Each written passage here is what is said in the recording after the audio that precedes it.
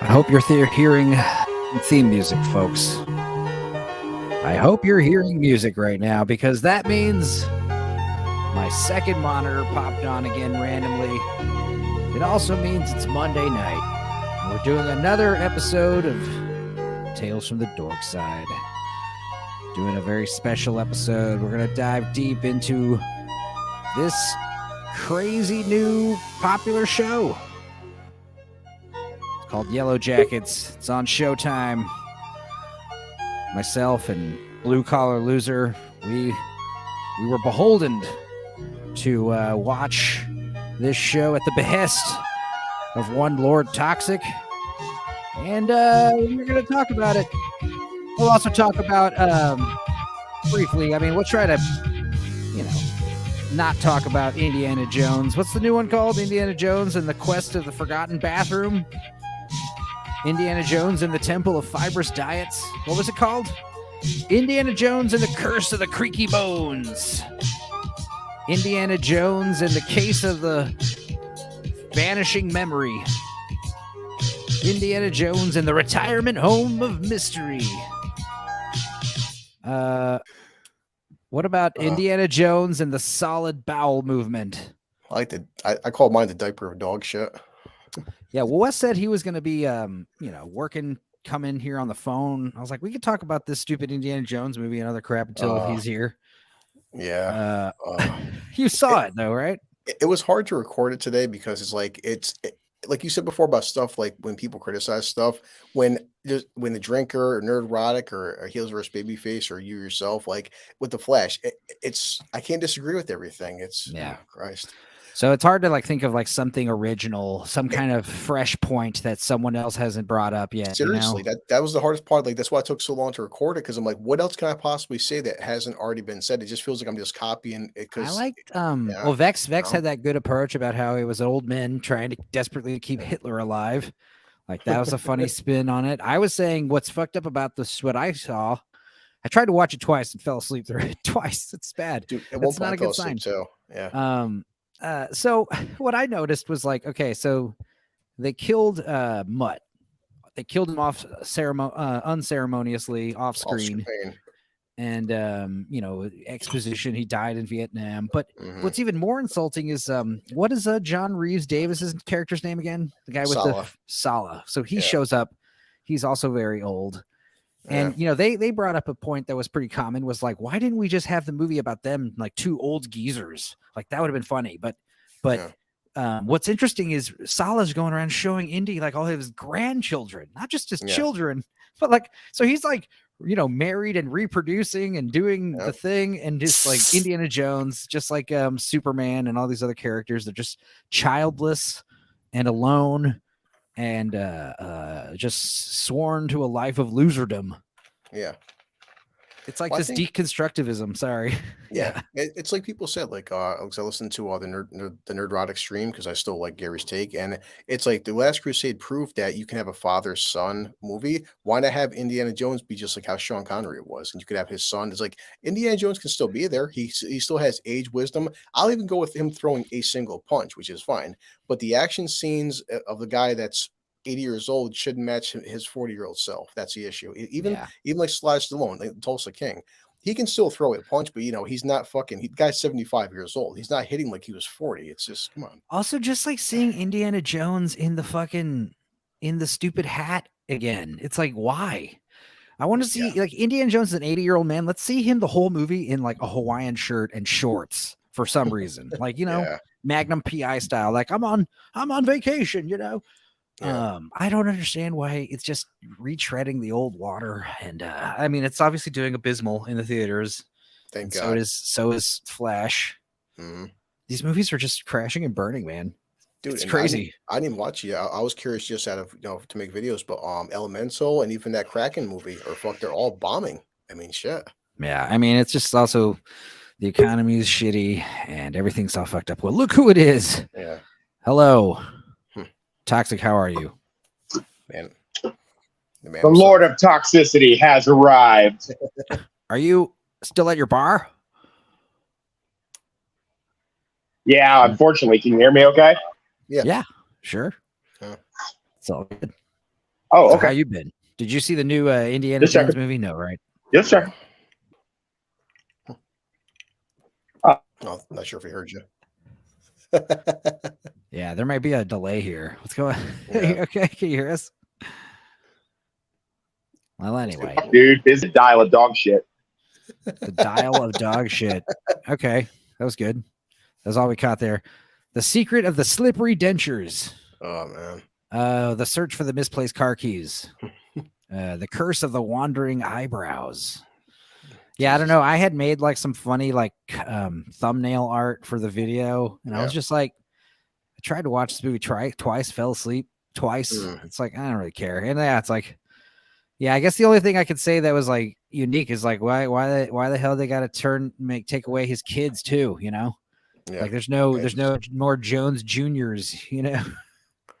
Yeah, it's you know, I was talking about my thing. It's like I could see guys like, you know, as like fuck this movie, or Nerd Rock say fuck this film, and so many people online fuck this, and I've hit that point now where I've even said doing it, the alcohol helps out, but like I'm not even angry at this point. I'm just it's like it's apathy for me. Here's the thing. I'm so burnt out. It's easy to be like fuck this movie, but also be like that one scene was okay and this one scene was all right. And this, you know, it's like it's hard to be like talk through a whole movie where it's like the whole movie's shit. The whole movie is just like every single scene. It has to be like legendarily bad, you know. Yeah. Like no redeeming qualities. Like very few movies are that bad. You know? think there's 25 minutes of a good film in here because, like the drinker said, and I won't lie, when I was watching it, the de-aging, you can tell a couple scenes with the action, but like at least the tone of the film and the music, and they tried keeping like the first three films. And the scene with him and Marion, you know, at the end was kind of touching. And even Sala, it's like there is an arc there where you could have Indy, like when Sala's like Indy, I miss the adventure, I miss waking up, I miss that lifestyle, and it happens with these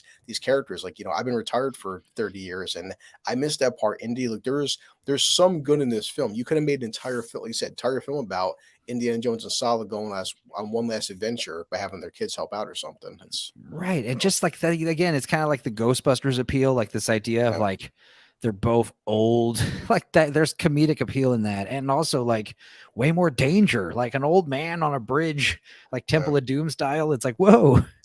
So like by some miracle, like they're surviving with no hips broken or anything. I think that would be fun to watch. But you know, it's like again, they got to play it safe, and by playing it safe, that means just doing Kingdom of the Crystal Skull like again, but stupider somehow, but like less stupid. I don't know. That was the funny part. And again, like people would say, this film doesn't make Crystal Skull a good film, but at least with that film, you know what? The way he was fucking up, that actually made sense. Though it's like that film was flawed, but they were making it where Indiana Jones hasn't been doing this shit for a long time, and he's making errors and stuff, and he's even making joke like, it's. But remember when he missed the whip, he missed that stuff, and he was making a lot of mistakes. Yeah, I mean, interesting points that other people have brought up, like when you know. The last one, Kingdom of the Crystal Skull, the big problem with it is there's no murder.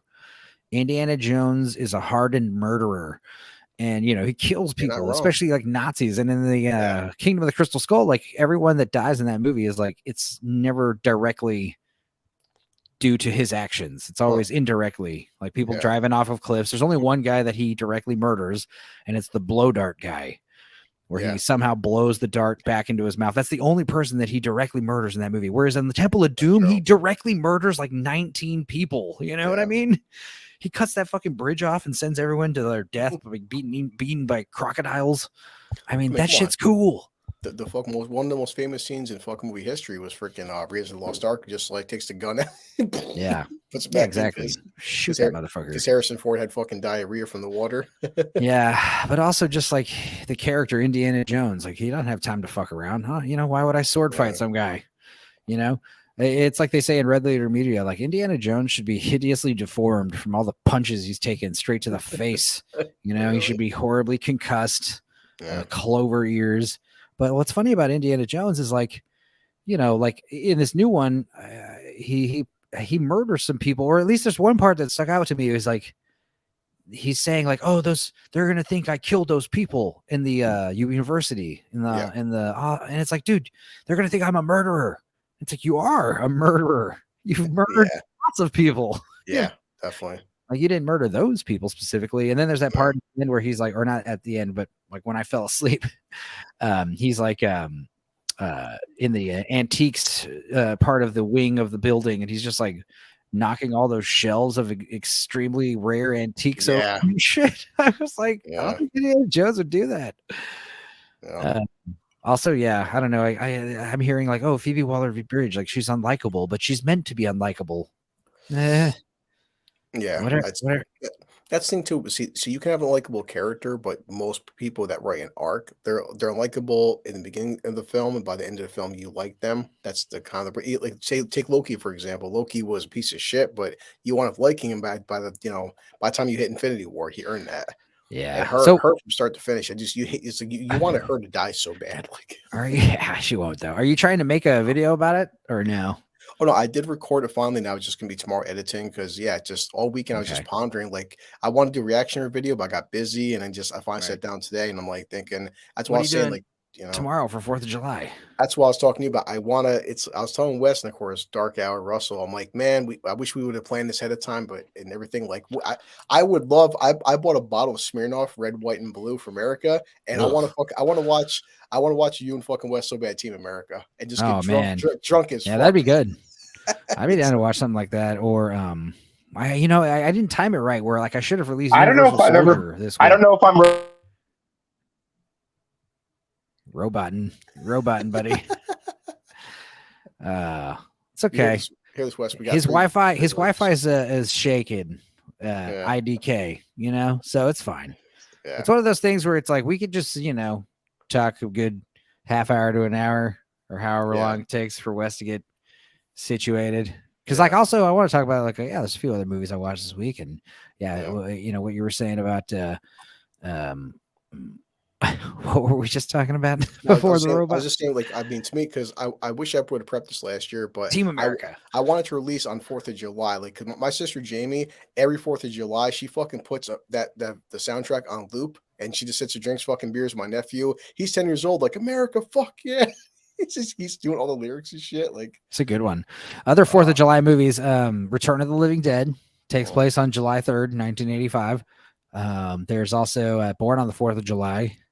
Yeah. It's literally got 4th of July in the title, and yet people seem to forget about it. I think it's because it's depressing, and it's also not, one of Oliver Stone's stronger films. True. That movie's funny because, it's not funny, but it's funny because there was the guy who the movie's about. He wrote the book, about how he was paralyzed in Vietnam, and he became a big anti-war protester, wheelchair, and I told that story to you about how I met Willem Dafoe, right? Yep. About how, or I quote unquote, basically harassed him with one of the quotes from that movie about killing babies or whatever. Fucked up. But apparently what was crazy about that movie was Tom Cruise was trying to play this character, this real life guy. And the real life guy was on set, trying to watch watch Tom Cruise act and give him, pointers. And as an actor, it's like, that's highly distracting, kind of a big no-no, Dude, it's shit like that. That's why people don't understand like Tropic Thunder. Why that movie it's so perfect for reasons like that. Because remember fucking Nick Nolte's character and shit. Like that's Tropic Thunder. It's such a meta reference on what Hollywood does. It's okay. I'm just listing all the Independence Day movies. There's The Patriot. There's Independence Day, obviously. So I want to hear what Wes has to say about Team America, like the greatest American comedy ever made. Like Team America is pretty hilarious because it's like the level of detail they went into all the puppets and stuff was so over the line, over the top. Gary. And Gary. It's like you need to show me that I could trust you, Gary. It's just so many good parts of that. It's so silly. See, I think Independence Day would be a good 4th of July film too. That's damn sure. Yeah, of course. Welcome to Earth. It's my favorite Will Smith quote. There's also any movie that The Sandlot. That's the one that I like to watch around 4th of July. That's the one I watched last 4th of July. Deep movie. Yeah, The Sandlot rules. There's so many good ones. Just any movie with backyard barbecue vibes. Love that stuff. But specifically movies that take place around the 4th of July. Yeah. Are always ideal. Yeah, Um, my plans are shifting, but it may come down to like maybe it's like who knows 9, 10 o'clock. But I would love to do a live stream and just have us chug fucking smoke weed, fucking chug beers, and listen to Team America because that movie is just so fucking perfect. oh, that'd be fun. Yeah. Yeah. There's also what is it? Oh, because I look like Matt Damon, I don't like Team America. That's funny. Oh, Matt Damon. You know, Matt oh, Damon thinks that stuff's funny. oh, yeah. He's See, apparently a fan of the movie. remember fucking George Clooney put himself into the South Park movie, and George Clooney, He begged to be in the show, and they finally put him in the show, and they made him the gay dog, Sparky. Yeah, and then they put him in the movie as the doctor eventually. Yeah, there's maybe fucking 3 or 4 people in Hollywood that can actually fucking take the ball busting. It's so rare when it happens. I mean, George Clooney was just in that fucking Flash movie at the end. If that's not busting his own balls, yeah. And I'm surprised he didn't pull out the stupid fucking Batman credit card again. Yeah. Like even people say, that's the funny part with Flash and listen to Friday Night Tights. Those guys even said that, man, you know what? The movie was fucked up, but a lot of the comedy, and we talked about that, a lot of the comedy did work though, because that was a proper way to drop an F-bomb. I ain't gonna lie. Like Yeah.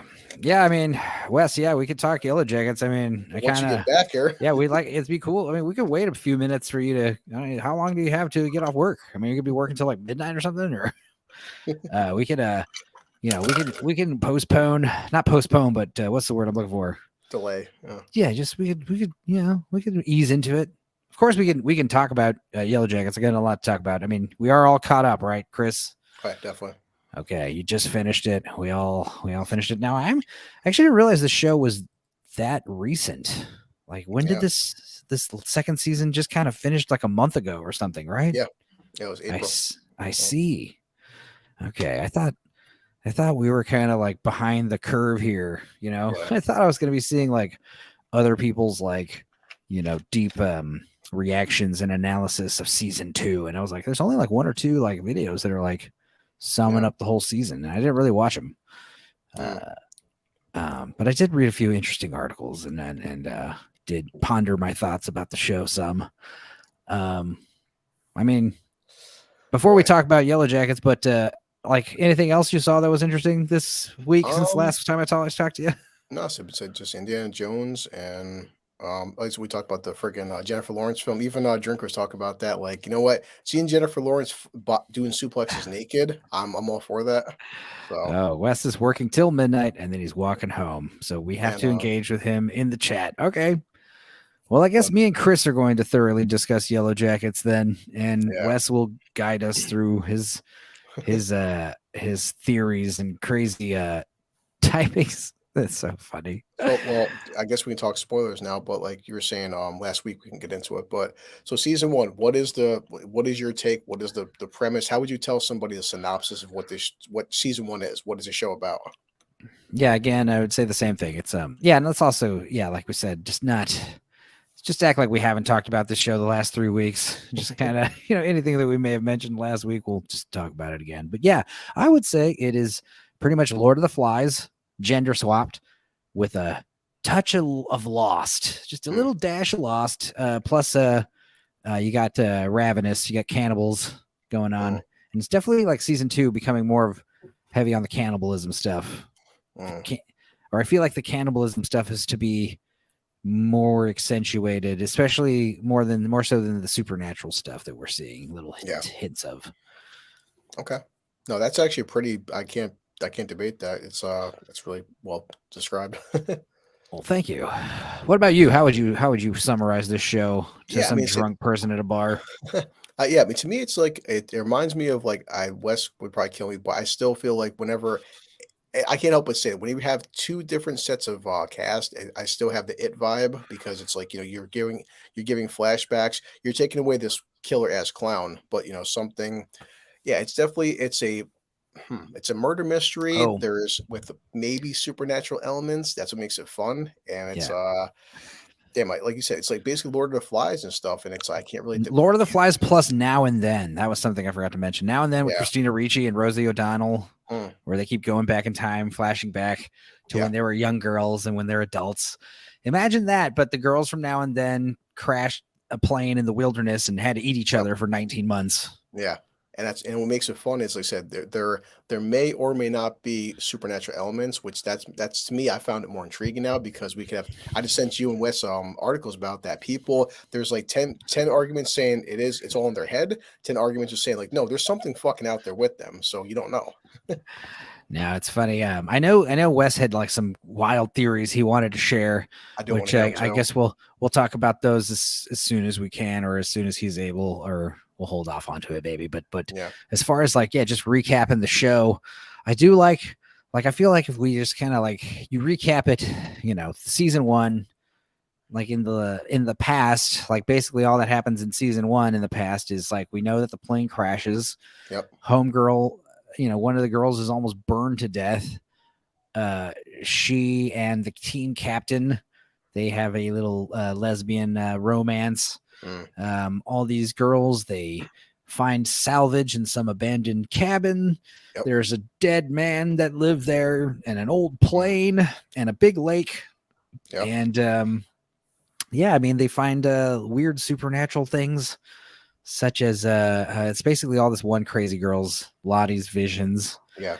And it's only until like the end of the first season that we reveal that, like, yes, one of them has died and they eat her.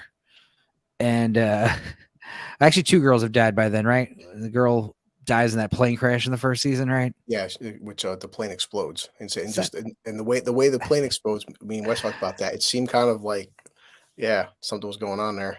yeah, it's visions, that Lottie has. Of course, the visions could all be attributed to coincidence. Now, would you say, because whenever you have an ensemble cast, and everyone knows this, whether it's X-Men, well, Friends is different, but this has a big ensemble cast, but I definitely think, I think season 1, the 2 main characters are modern day Shauna and also past Jackie. It seems like those are the main. So like everyone else is there, but I feel like fucking modern Shauna and then past Jackie get the most airtime. Yeah, I mean, I feel like Shauna is the main character. Both past and present. I know that there's a heavy focus on Natalie, aka Juliette Lewis's character. Yep. Spoilers for season 2. There's going to be spoilers in season 2. I'm gonna try not to, but we'll hold off on that for a second. But yeah, we all know that Natalie is not the main character. I mean, basically. But as far as Shauna's involvement, it's just interesting, like the show in general, because like I said, it's focusing more heavily on the cannibalism stuff, and it's like starting this trend, or not starting, but like continuing this trend of like sexualizing and kind of glorifying cannibalism. That's something I've noticed in these films of late. Remember the entire first season, you never see cannibalism the whole first season. Yeah, and we will hold off on season 2 spoilers for a bit. We'll try to focus only on season 1 for a minute. But again, the thing about when they eat Jackie, she's the team captain. She's very charismatic and fun and sexually active and delicious, attractive. And she dies of frost exposure because she has a tantrum and locks herself outside. And there's a freak snowstorm she wasn't aware was happening, and freezes to death. And then they try to cremate her, and through another miraculous set of incidences, a wind gust blows some snow on top of the funeral pyre, and she steams like a perfect fucking steamed ham, like Principal Skinner would like. And the girls are all awakened like fucking Looney Tunes, like to the pies on the windowsill, like literally like floating with their legs off the ground. It smells so piglicious. And then of course they all eat her, and it's so like a frenzied, like an orgy scene, and they cut to like the hallucinations, where they're like at a fancy banquet table. And again, it's just like I said, it's continuing this trend where like not like glorifying and sexualizing cannibalism, and it's like raw, fresh, what other bones and all. There's so many of these new movies that are coming out that focus on cannibalism, and it kind of like I said, makes it more sexual than it needs to be. And then there's also like a lot of stuff about gay gay metaphors for cannibalism movies and vampires and stuff, like Ravenous and Interview with a Vampire and stuff like that. And this is definitely like an LGBTQT show. Like it's on all the all the LGBTQT plus sites like rave about this show because representation. A lot of the characters are Now, going that way. I would say that when hopefully Wes agrees with this, but this is again another prime example where if there's flashbacks to the '90s and flashbacks to 2021, that you can have again gay characters without it being woke. And I mean, I don't feel like this has like what the drinker says the message. I don't feel like because it's about survival. There's no like representation. It's not about black or white or gay. It's just like people starving to death, and you don't deal with like the modern characters aren't talking about political correctness and stuff, and they them or transgender issues and shit. It's just I don't feel like it's there's gay characters, but it's not it doesn't like define who they are because they're too busy trying to fucking live.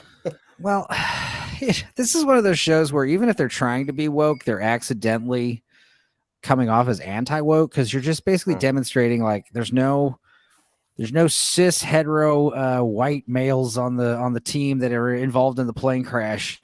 Yeah. So maybe this is why they don't get rescued and resort to ritualistic cannibalistic sacrifices. There's no strong male father figure leading the girls. The only one there is this coach, and he's revealed to be of weak moral standings. Not just the fact, not that he's gay, but the fact that he was like going to kill himself because he got his leg cut off, and he's kind of a quitter.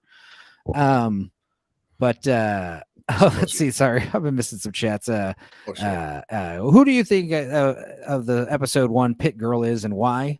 I know Wes had told us that he had his theory, but I mean, it's pretty alluded to that she's definitely the girl that the young girls are eating in the beginning, because there's like a girl running into a pit. She falls into a pit, and then there's a strange woman. Yeah. And then there's some more credits, and then we see the girls eating what looks like delicious spare ribs. And then they take the mask off, and it's young Christina Ricci. So that could be 2 different girls. And I know Wes has said something that he thinks that might be present day. I assume it's just one of the girls. There's a lot of nameless, faceless girls in season 1 and 2 that we kind of just have yet to be introduced to. I assume it's one of them.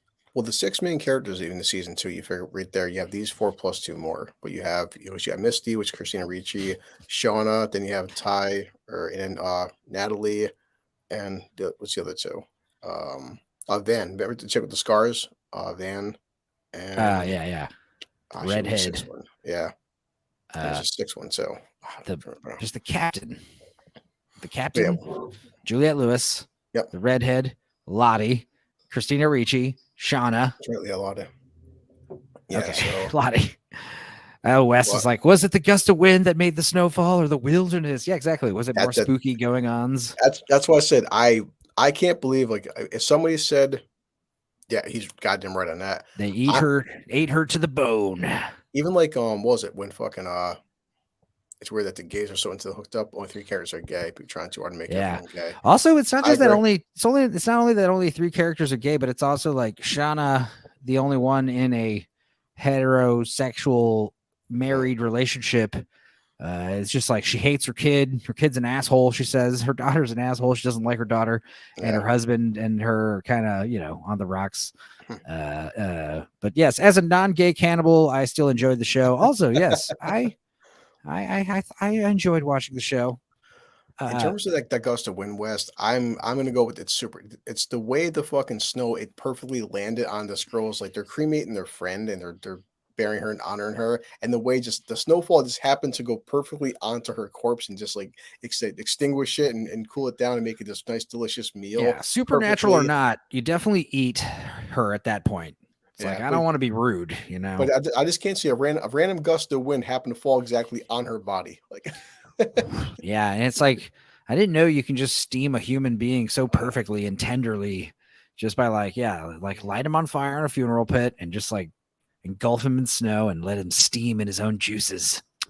Well, especially with what she says to her, she's like going, and Tyler goes to her, like she wakes up, what happened? What's going on? And she's like, we ate Jackie. Like, no, we didn't. She's like, Ty, you ate her face. I'm like, oh man, like she's just like, she had chewing on her fucking face and ripped that apart, man. Like, well, damn. You know, like what this symbol, right? You know what this symbol it looks like is just a woman. It's like a person, a head, and the arms, and then you got a person being like bled out. Yeah, that's what it. That's what a lot of people say it looks like. The symbols everywhere. More occult nonsense, and again, I assume where the show is supposed to be going, is the dangers of occult. The dangers of a group think and all that stuff. I assume that's where it's heading. Yeah. But we really don't know, I guess. I mean, I assume the supernatural stuff is going to either ramp up big time and get crazy, or it's going to be big twist revealed. Nothing supernatural is happening. They're all crazy, sharing shared trauma type thing. I take it, like I said last time, season 1, the two major supernatural things for me was the seance. You could say it's a group mind, okay, but the seance and the bear were the main two things where I'm just like, that's fucking way too strange. Why don't the wolves come into the cabin? They're being kept there. The wilderness doesn't want them to leave. I haven't thought about the wolves. Yes. Yeah.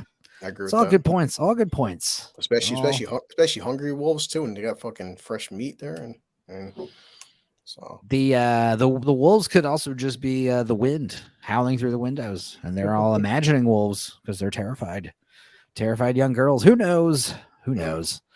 As far as like the past events that we know are pretty finite because.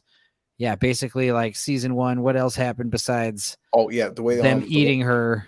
The way the girl exploded in the plane, the way the plane exploded, that seemed just way too fucking strange. Just a random thing, like what the plane just explodes in fucking midair out of nowhere. It's the teddy bear lights on fire mysteriously, then the whole fucking plane that goes up like that, like yeah, I mean, maybe that guy who owned the plane was trying to like Ted Kaczynski himself somewhere. And she didn't know that the plane was rigged up with explosives. He was going to fly the plane into some government building. Yeah. And he managed to die of dysentery in his attic before he could carry out his final plan. Now do you have certain, I'm not. In most Stephen King stories, there are supernatural and psychological things that happen at once. Yeah. I agree with that. Stephen King's good because what Stephen King does in his better stories anyway is you have a totally grounded story set in reality, and you get to know all these normal characters with their normal problems. And then some fucking crazy supernatural shit starts happening, and it's like all those problems they cared about kind of go out the window. Yeah. Now they got to deal with a rabid Saint Bernard or whatever the hell. Is there certain oh, sorry. Go ahead. Keep talking, Chris. The wilderness did not want Laura Lee. That's what we call the wilderness. Yeah, it's like Ty's son. It's like her son is seeing these visions, and also it said her split personality. Just that's the question. It's like, is she crazy, or is her split personality? Is that something fucking evil? Stress causes people to sleepwalk, do all kinds of weird shit. Now, the kid is saying, "Oh, the woman in the tree is obviously evil mommy, right?" I assume evil mommy's the one who sacrificed the dog in the chimney, or maybe someone else did it on her behalf and she doesn't know about it. I think that's less likely,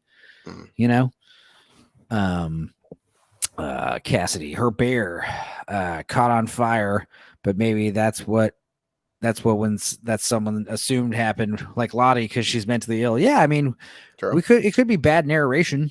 Like Lottie's like, how do we know that? How do we, the audience, know that teddy bear actually caught on fire? The French thing. That's part of that article I read. So the French issue.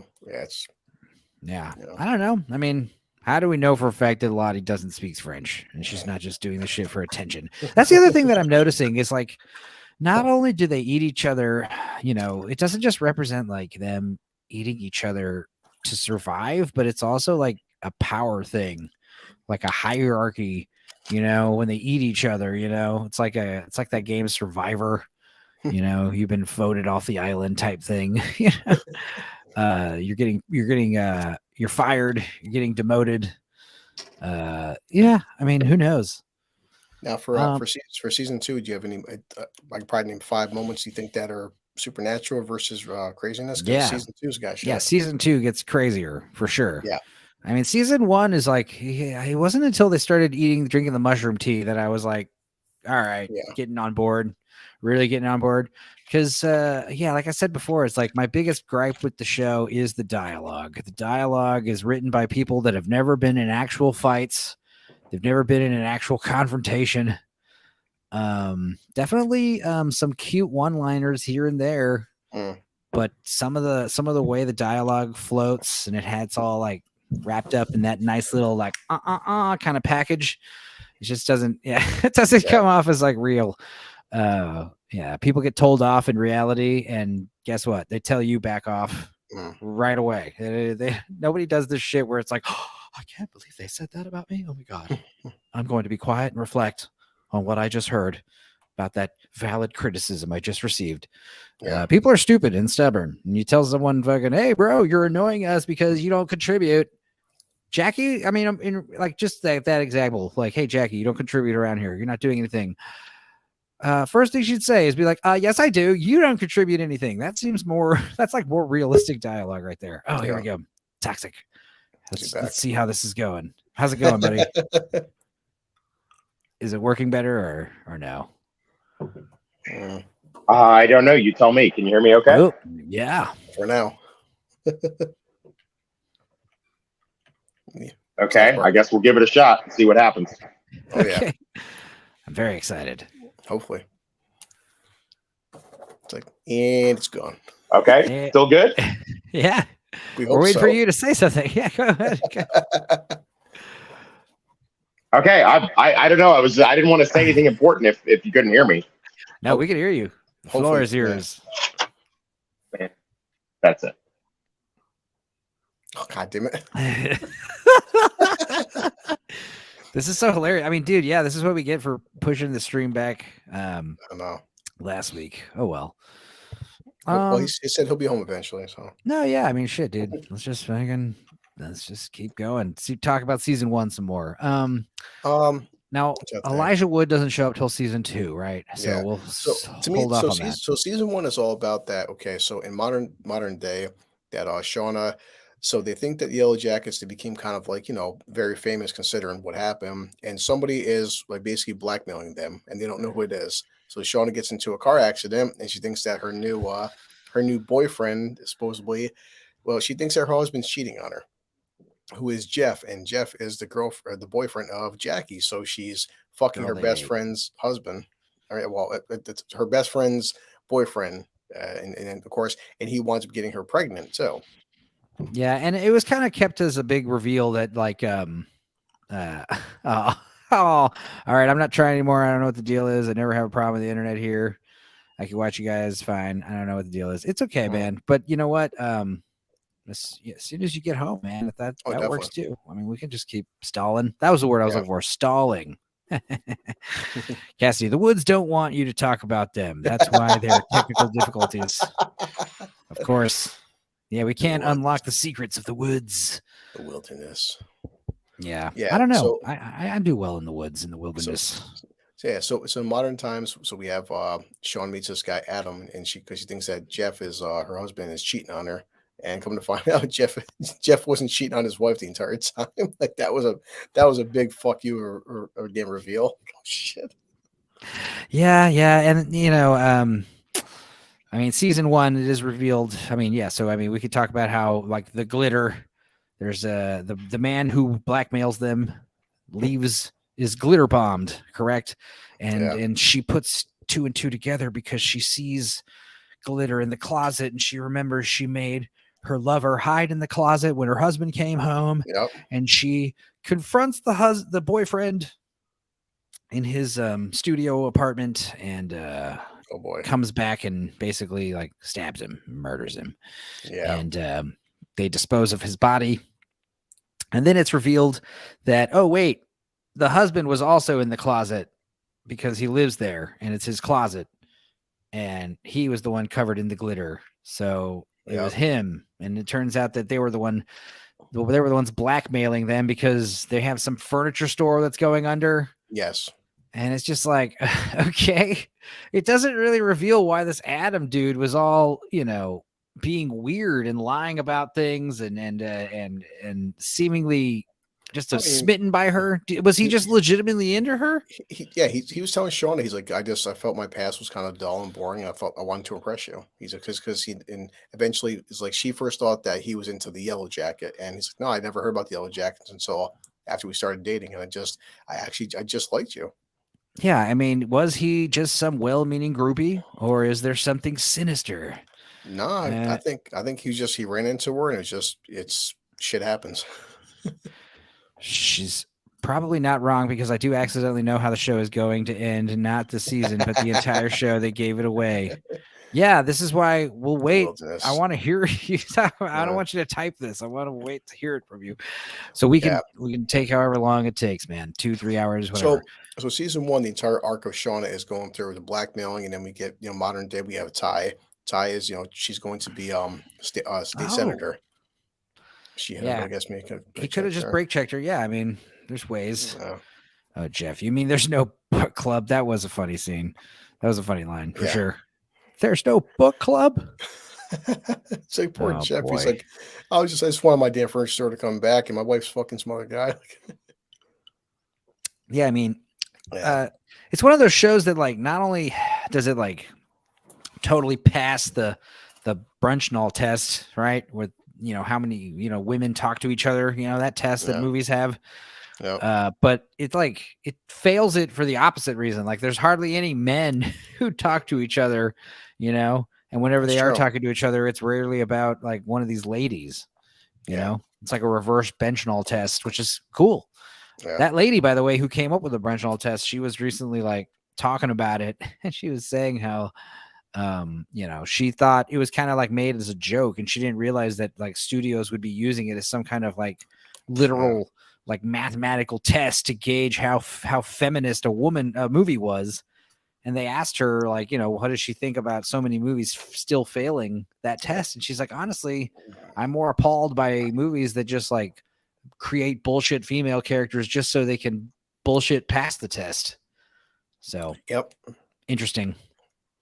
Yeah, so that's Shauna's arc, and of course we have the other three right here. Friggin' Ty, after like was it 25 years, is finally going through her sleepwalking phase again. But she's like running for senator. Is that correct? I can never remember. Senator. Yes, senator. She it's New Jersey, correct? Yeah. All right. So what's funny is she hasn't really changed since high school. I guess a lot of these girls haven't, but like when she was a high schooler, she was the team captain. No, was she captain or MVP? No, I thought because I thought the captain was Jackie was captain, but Ty, she basically is very driven. She's the one who handicaps homegirl because she thinks she's not ready for finals, and purposely like gets her off the plane. She's the one that's like willing to go the extra mile to win, So the idea that she like may or may not have fucking killed her dog to win her seat, She killed that dog.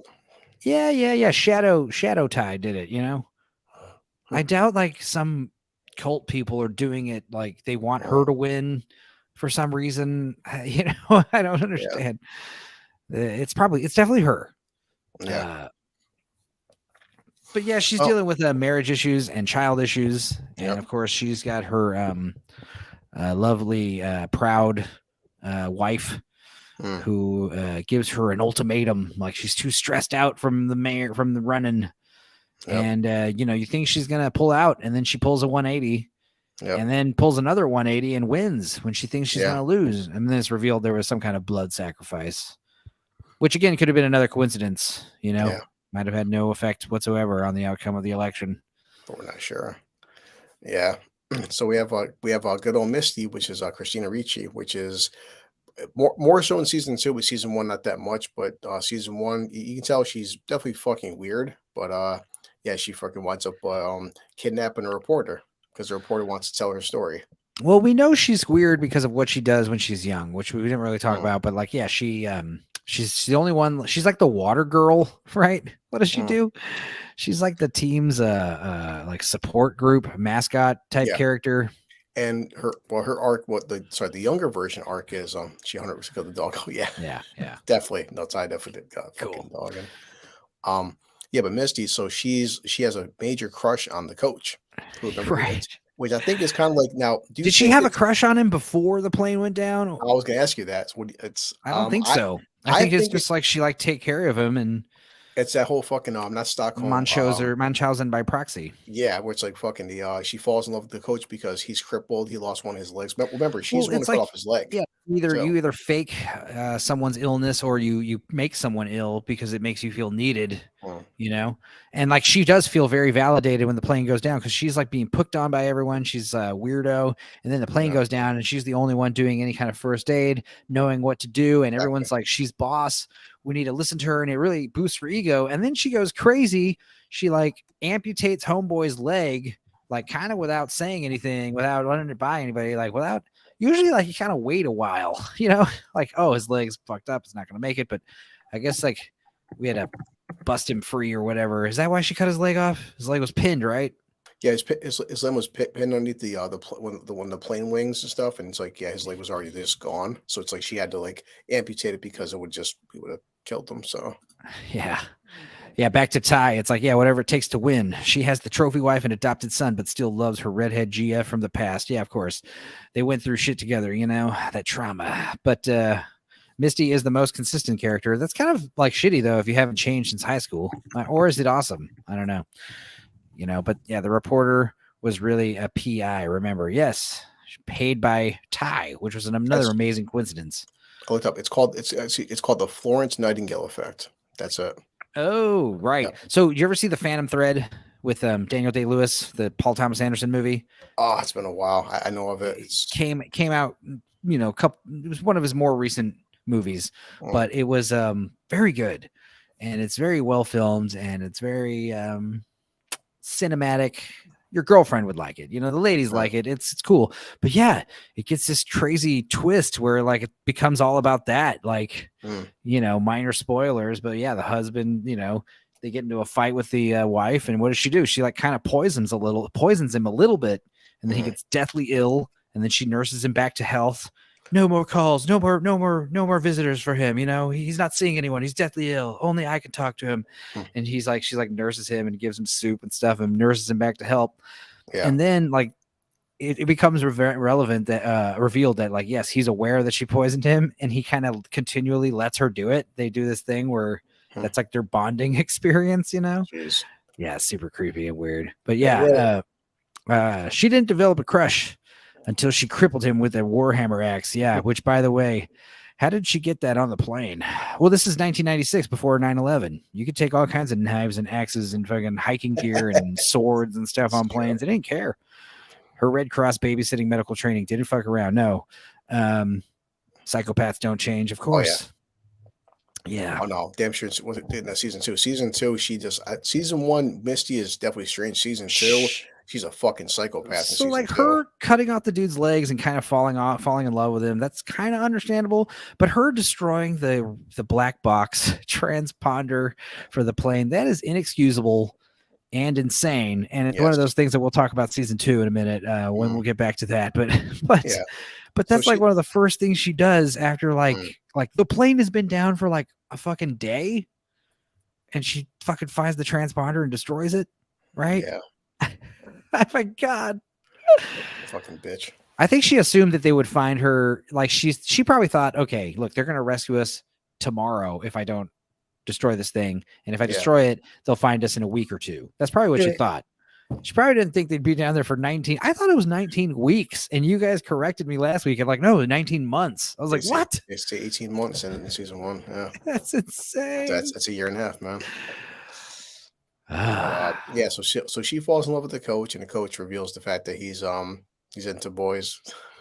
Yeah, of course. I mean, it's one of those things where again, there's no straight male characters alive except that one dude. What's his name? Travis.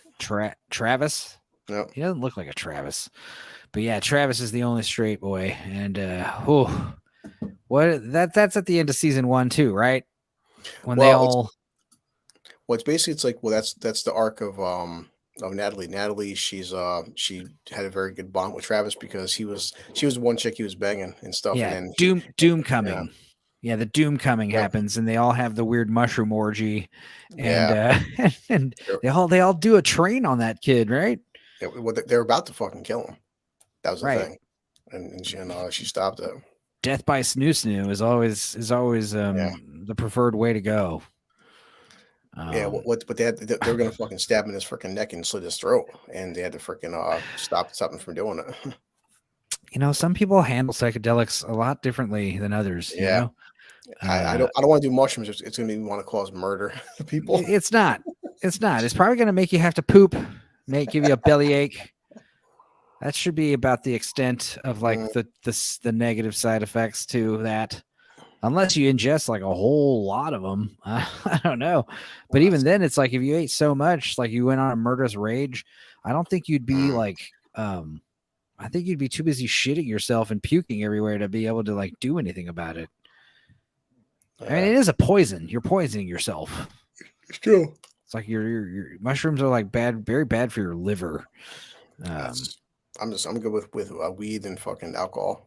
I don't want to kill anybody. I mean, I like mushrooms, but I like LSD more. It's fun.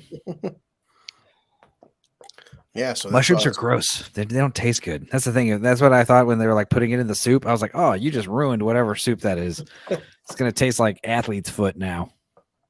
Well, poor old Travis, the way he died in modern times, because so Natalie spends basically the whole season trying to figure out why Travis is dead for, because right. Natalie's also a recovering drug and alcohol addict, and she's in and out of rehab, which it's revealed that Ty pays for, right?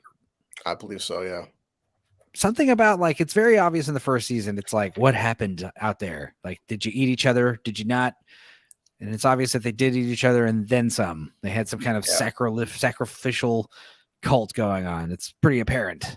Yeah. This is all kind of, all but confirmed in season 2.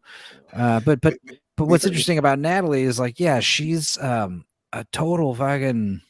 I assume they got an actress is Juliette Lewis just older than all these other actresses? That's what Wes said. Yeah, definitely. It's like it's either I gotta look up her age in a second. Either the age, but just people have hard living, man. But yeah, she definitely seems like she aged a lot. She's got that look, She's got the look. Yeah, because not to mention, because you figure it was 25 years since they got home, and these girls are what, they're 16, 17 years old. The most anybody should be is we'll say 19, but okay, let's just say 45 years old. And yeah, I'm pretty sure Juliette Lewis is not 45. Look at this. She is. About that. Oh my god. Yeah, I mean, Juliette Lewis was like 20 something in 1990. Dude, I mean, and Juliette Lewis is 50, and that's a hard 50, dude. Hard 50, which means she would have been 48 filming season 1, and that's like, dude, like. So that's also sad because it's like, she's the same, like Christina Ricci. Like, how old is she? She looks amazing. She looks. You could put her in the fucking Wednesday Addams outfit, and she could still be fucking. I love that Google's listening to you, because the second I type in C, Christina Ricci is the first thing popped up on Google. The second I just typed in one letter, and yeah, dude, she's fucking 43, and she looks like she looks half her age. Like Juliette Lewis is only 6 years older than me. Nice. But like I said, but Juliette Lewis is 6 years older than Christina Ricci, and she looks about 30 years older than Christina Ricci. I mean, we're not trying to talk too much about these ladies' appearances. They've aged. They're old. They're not young 16-year-olds. As far as like, that's like Wes is always saying like his favorite part of the show is the casting. The getting the doppelgangers. That's what I won't wait for Wes. Ty says we owe her in reference to Natalie. What do you guys make of that? Yeah, they owe Natalie, I assume, because at the end of season 2, they kind of relinquish in the past. Lottie somewhat relinquishes leadership of the cabin to Natalie. And then, of course, spoilers, the cabin is lit on fire. But we'll get back to that in a minute. Season 1.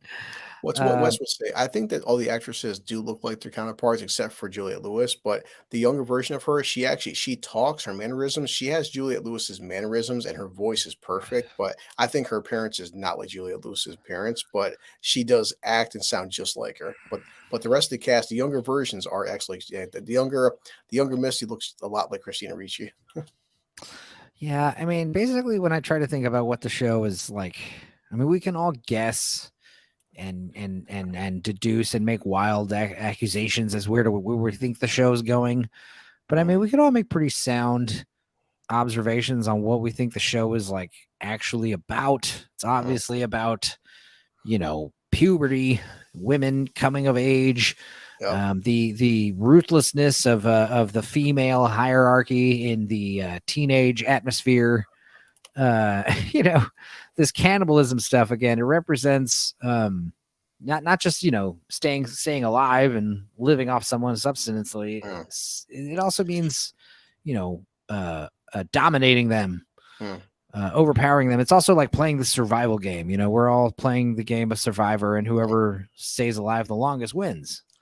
Well, there's like especially at the end of season 2, there's a very important moral question where it's like Lottie's talking to Shauna about what it followed us, and she's like, there is no it, and Shauna's like, the thing is, there's no it, the fact that we are the it. It's like right. She's like, there's no evil. Idea. We're the evil, and you're like, you know what? Because you start realizing that I think the only good characters in this show are like the male characters, like Javi, Travis, because especially at season 2, poor Javi. But it's like all these women do some, especially Misty. Misty does some grimy, fucked up shit to these characters, and you're like, Misty is the one who is legitimately insane, and Ty might also be insane, be legitimately insane, but Christina Ricci's character is definitely insane. She's a sociopath, and a psychopath. Because I'm pretty sure Wes said this, talked about evil and stuff like which I do respect this show, because they always make out to be women are perfect and they're incapable of evil and males are fucked up. But watch this show, the shit that the younger versions do, even the modern day versions, like the shit shown, all of them, it's like you women do some pretty horrible shit, man. Like, but see, just like Lord of the Flies and the Salem's witch trials, it's easy to do these these horrific atrocities if you think there's some kind of supernatural element. Like in Lord of the Flies, it was the beast. There's a beast in the woods, and we got to kill it. And they accidentally, next thing you know, it's like, you're the beast. This kid's the beast. Killed him. 100%. He's the beast. And then Salem witch trials, this person's a witch. Prove you're not a witch. It's very hard. And fucking tie yourself to a rock, asshole, and jump in the water and prove you're not a witch. And this thing is my daughter's off the live stream. Fair game to announce spoilers. Sure, okay, but I mean, we'll still keep going in a somewhat linear fashion. But yeah, as far as like I was saying with Lord of the Flies and the Salem witch trials, it's like, you think there's a witch, and then this thing about the Yellowjackets, you think there's the wilderness, it's the woods. They're the ones choosing the sacrifice. It's not us. It's the woods calling. It's like, whatever, dude. You guys are just starving and you want to kill and eat each other. It's fine to create very strange leaps and bounds and mental gymnastics to justify why you're doing this stuff. It's fine. People do it all the time. It's like it's very easy to fucking create a boogeyman instead of like the realization that you are the boogeyman. Yeah, exactly. Like with Lord of the Flies, like they didn't need some kind of evil supernatural monster out there. It's literally just these kids. They're evil. Like without adult guidance and parental supervision, that's kind of the moral of the story. We'll all devolve into animals without the rule of law. And the same thing with these girls. Like they're still like becoming like, bloodthirsty savages, but like because they're girls, there's like some kind of order about it. They're doing it in a ritualistic fashion, with the costumes, the theatrics. Ladies. No, that's why it's somebody would debate me saying like, well, I think it's the entire show is in their head and it's psychosis. I couldn't debate that because there are many arguments saying that is, but it's just I think because I like Wes was saying, I love a hint of supernatural element. It just makes it more fun for me instead of just like they're all fucking insane. Well, it's the thing. If there was no supernatural elements in it, it'd be harder to have this like addiction factor, this must watch the next episode factor, because you got to know what's the spooky thing in the woods. Mhm. I mean, Yeah. I'll just go ahead and say it. Yeah, it's like that article said. I think they're all just suffering from fucking mercury poisoning. And the reason why I think that is because the river turning red, the fish all dying, the fact that there's hardly any animals in the wilderness, these are all signs of too much mercury in the wilderness. And even the symbol literally is like an alchemy symbol, and it means it's close to meaning crystal. So it could be just like, people in the woods have like marked that area, and that could be why that man is dead in the cabin. There's just like high levels of mercury out there, and that's why everything they're eating and drinking out there is poisoning them. They're all suffering from hallucinations. It's very possible. Yeah, that's why I do wonder in season 2, going into like basically modern times, freaking she's talking about freaking like it followed us back and stuff, and it came with us, and it wants a sacrifice. It's like, well, why is it only affecting you guys for? It's like if there was some kind of supernatural demon or monster, shouldn't it be killing like townsfolk or something? Like the thing with it's like that goddamn clown eats fucking random people. He doesn't only eat the kids. Yeah. If I were to compare the 2 seasons before we start diving directly into season 2, like if I could compare the 2 seasons between each other, like I don't know how much time. I assume it was like a year between seasons. But a couple of things I noticed. It seems like in the first season, the more interesting stuff is in the past, whereas in the second season, the more interesting stuff is in the present. Another thing is in the first season, I got to say, first and foremost, I don't like the main title song of this show. The main title of the song is grating and annoying. I don't know if it's an original song or a song from 1996, but I do like how most of the soundtrack in the first movie is all songs from 1996. I think that's clever. I think that's cool. Season 2, the Robert Pattinson and Batman, that song is, they kept playing this. Remember the whole movie? They play that song like 4 times during that. Yeah. Or are you talking about the Nirvana song? Yeah, the one that's like freaking right now. Yeah, sometimes something in the way. Yeah, something in the way. And that song has good lyrics, but it's being overplayed, and I understand why those lyrics are relevant to the show. And it's one of those things where there's like climbing up the walls, Radiohead, that's a badass song. When they're eating Jackie, that's a good song. But Pop Roach. It's one of those things, though. It's like, how important is it to the storytelling to have these songs? Like, that those songs are like in the script. Like whoever put the script out is probably like, and then when they eat her, Radiohead plays climbing up the walls. And then it's like, okay, now the producers are like, well, now we got to get the license for the song. Yeah. I doubt it's very much like, I don't know. Maybe it's like, hey, just take all the cannibal type songs, any kind of songs about eating people and opening people up and stuff like that. And just all the songs that this studio Showtime owns. Hey, we'll just pull from that. I don't think it's that. Lottie was psychic before. Yes, the plane crash. I mean, talking about the car crash. She was able to. It's like Lottie. That's part of the article. Every single thing Lottie says happens. Everything. It's like, is there anything else supernatural that she predicts besides the car crash, pre-plane crash?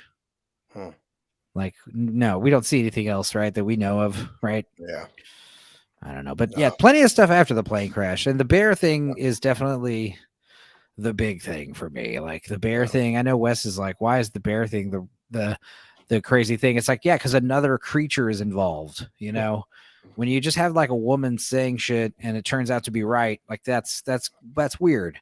But when you have like an animal and a person both doing weird supernatural shit in tandem, it's like, I don't know how to. Remember like fucking Anchorman? I heard the periods attract bears. Yeah. Keep in mind, the writers have a 5-year plan, which we are only 2 years into, and it's going to be a bait and switch where they make us start believing that it's all psychological. Yeah, maybe. It's possible.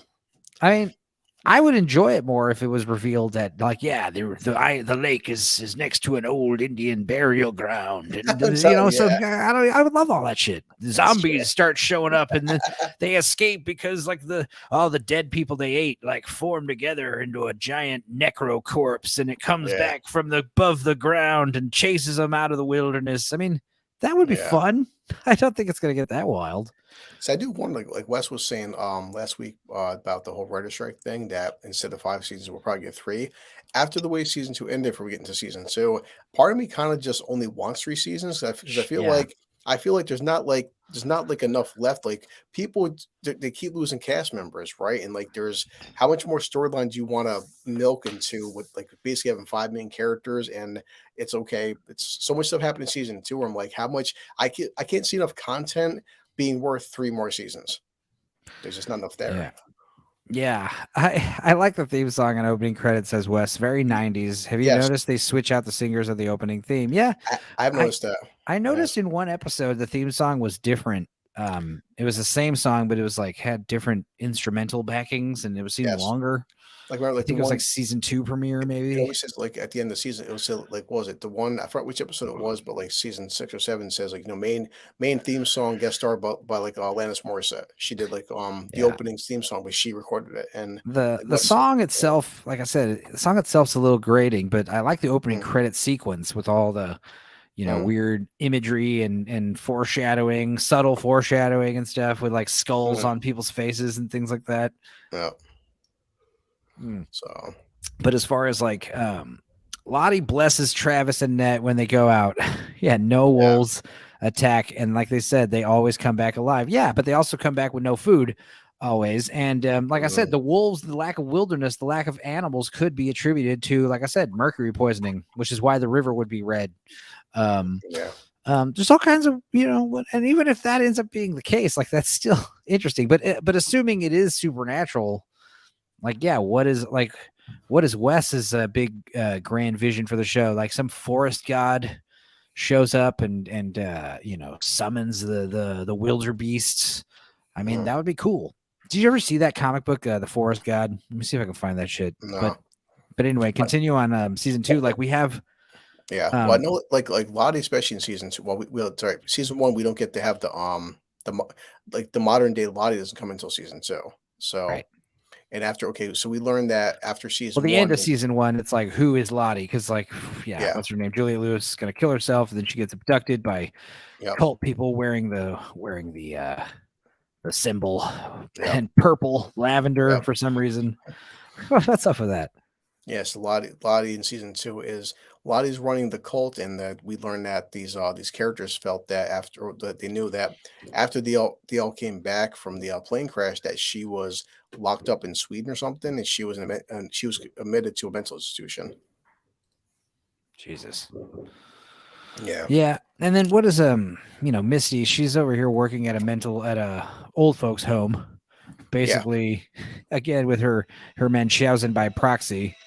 yeah. And what does she do? She's like basically helping Just a old nurse. people die. Yeah.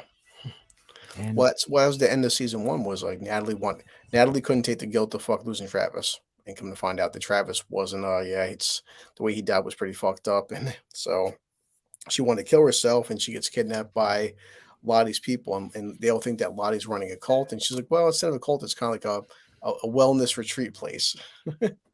yeah. And yeah, that's the thing is like you realize Nat, she kind of gets this what's the word I'm looking for? Stockholm syndrome pretty quickly. She's like, "Oh, Yeah. this place isn't so bad." And then of course that's why all the other ladies are like, "Yeah, let's check it out. If Nat's saying it's not so bad, Mm. must not be." I'm sorry. I'm probably getting more comments. Well, I think season Yeah, I'd be fine with 3 seasons, 4 at most. yeah. Yeah, I mean, let's do a 3rd season because it's like I feel like both of these stories are kind of wrapping up. It feels like it. Like Yeah. how long are they in the wilderness at the end of season 2?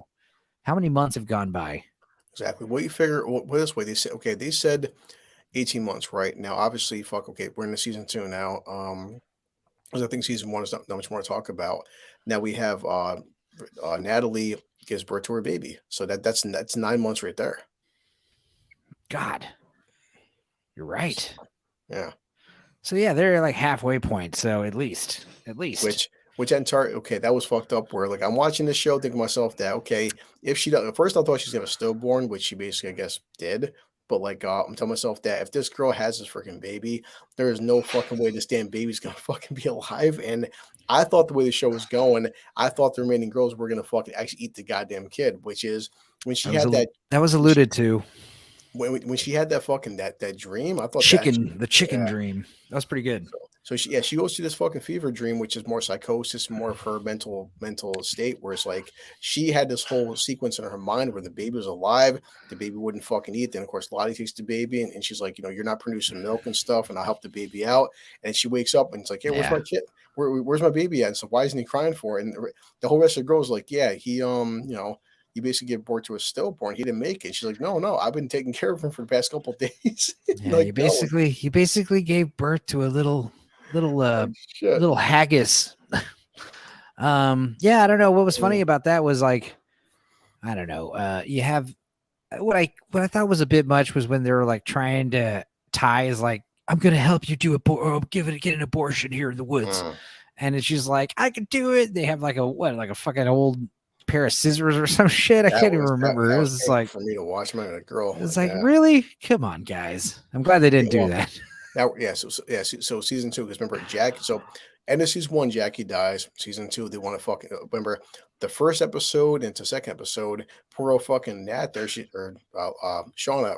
She's freaking talking to Jackie's fucking talking to her corpse has been frozen. It's been for two months. She's not decomposing because of the fucking cold weather. They can't bury her body. She's talking to her best friend's dead fucking body. And this is at the end of season 1 or season 2. Because at the end of season 1, Jackie dies. Oh man, we were spoiling season 2 earlier. Then we were talking about season 2 kicks in where she's talking to fucking Jackie. She's talking to Jackie, but she's talking to her corpse, and she's like, remember, she's braiding her hair and shit, and next she's slowly cutting off chunks of her arm and stuff and everything. So her ear falls off and she eats it. Yes.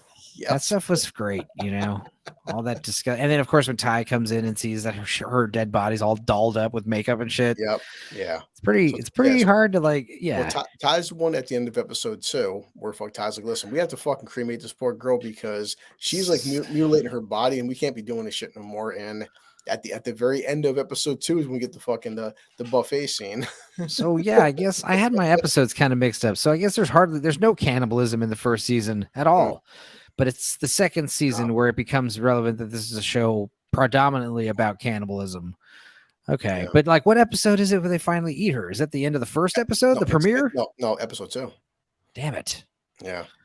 I was off. Well, I'm sorry. Yeah. I was sorry I spoiled that, Cassidy. They eat someone. I mean, that was alluded to. They eat someone. Let's be real. Yeah. It's they are baiting us into believing it's all psychological, lulling us. It's the truth. I agree with that. Yeah. Yeah, well, that'd be cool if it was like at the end of the big murder suicide shootout scene when they think the show's all finally said and done. That's when the big forest god shows up and it gets crazy. That'd be fun. Well, season 2. So remember to check that. So during the past, Ty has a relationship with this girl Van, the redhead. But in season 1, we remember Lottie and Van, the modern day ones, we never see them until season 2. So then Ty fucking goes on her dream walking escapade, and we get to see modern day Van. Yeah, can we talk about how many times like how Van has like the worst luck out of all the girls? Like she gets caught on fire, she gets eaten by wolves, doesn't she get like stabbed or something? What else happened to her? Jesus Christ! After the wolves, because she's sleeping next to friggin' Ty, and Ty keeps doing weird shit to her in her sleep. She's attacking her in her sleep. Yeah. So yeah, she basically has to fucking babysit Ty. Well, season 2 is where I first started noticing like, okay, there's like a dozen or so like nameless girls, and we're slowly starting to introduce them. There's like Misty's little friend who's the actress or the singer. Yeah. That's her bestie. Yeah, they become friends. And of course, like I was gonna say, they find out about the she reveals the truth. She got rid of that black box transponder. And yeah, I don't know why you just don't tell him, hey, she fell off a cliff.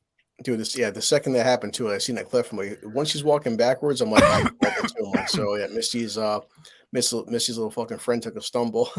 But it's one of those things where you think, oh my God, they're gonna think I pushed her, so I'm just gonna tell her I lost her. And it's like, no, because then that's even worse. The lies compound on themselves, you dumb girl. Yeah. I'm waiting for Wes to talk about this because Watts, I'm not sure how fucking good that was. So. Yeah, can I mention how fucking good the acting with Sophie Neilise, young Shauna, when she found Jackie's body, screaming her soul out. Yeah, at the end. No, there definitely is some good acting with these. I would say that the younger actresses, I think, are better than the older actresses. Yeah, I like I said, I find the past stuff far more interesting. And also, it just seems like it's going somewhere, whereas like the stuff present day doesn't seem like it's going anywhere. It just seems like it's aimlessly going. Are people just going to start getting killed off one by one, the survivors?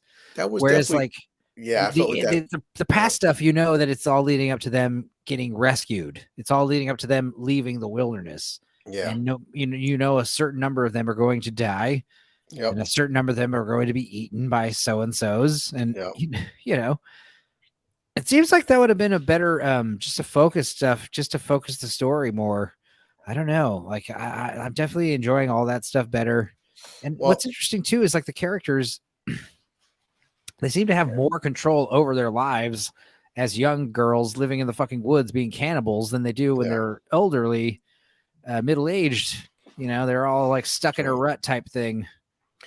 Well, I'm looking at the three guys, right? So, okay, obviously Travis, he passes away at the modern day Travis in season 1, and we still have two characters. We have Javi and we have the coach. Was it a suicide though? That's like the big question. Yeah, remember with Misty and stuff was talking to Natalie about that. Remember the whole forklift and stuff, and him choking and shit, and being asphyxiated because he felt like he wanted to see visions and stuff, so he had to be choked. And the fucking again too, the button. It was weird how close to death. Remember how the fucking again the button mysteriously got fucking stuck where she couldn't pull him down, which again is that just faulty wiring, or is it something that wanted Travis dead? I mean, I don't know. Yeah, Van has the Irish luck. Horrible stuff happens and she survives all of it. Yeah, the real test of the supernatural is if Van's cancer goes away now. Ooh. Yeah. Yeah. Well, because that was a big thing at the end of this season is it's Juliette Lewis's character. She in the past, what's her name? Lottie gets her ass kicked by Shauna. She beats the shit out of her because of the miscarriage, correct? Yep. And beats her face to a bloody pulp, and then she slowly heals. And then when she's better and they've eaten Javi, well, yeah, that's they'll feel like they'll do the big seance and stuff. They feel like Lottie needs to leave the group because like Lottie is the she's talking. But she eventually relinquishes ownership of the group, leadership of the group, and then passes it off to Nat. And then congruently at the end in present day, Nat is inadvertently killed by Misty. Yeah.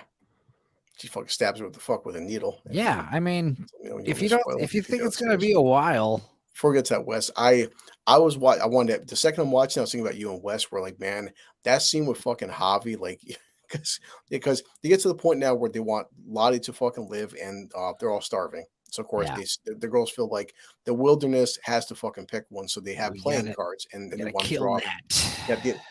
They have to fucking pick a sacrifice, and it becomes to Shauna actually, right? No, sorry, Natalie, and she runs away, and fucking Javi. I remember Javi should have been fucking dead. I mean, I guess he could have survived in that tree trunk for 6 months, but okay. Well, they reveal, that there's something going on in the tree trunk because there's moss growing there. There's no snow there. And of course it's revealed there's some kind of like humid temperate cave down there where it's like room temperature. That fucking tree trunk is bigger than my goddamn apartment. Like, I was like, holy shit, he was living better than me.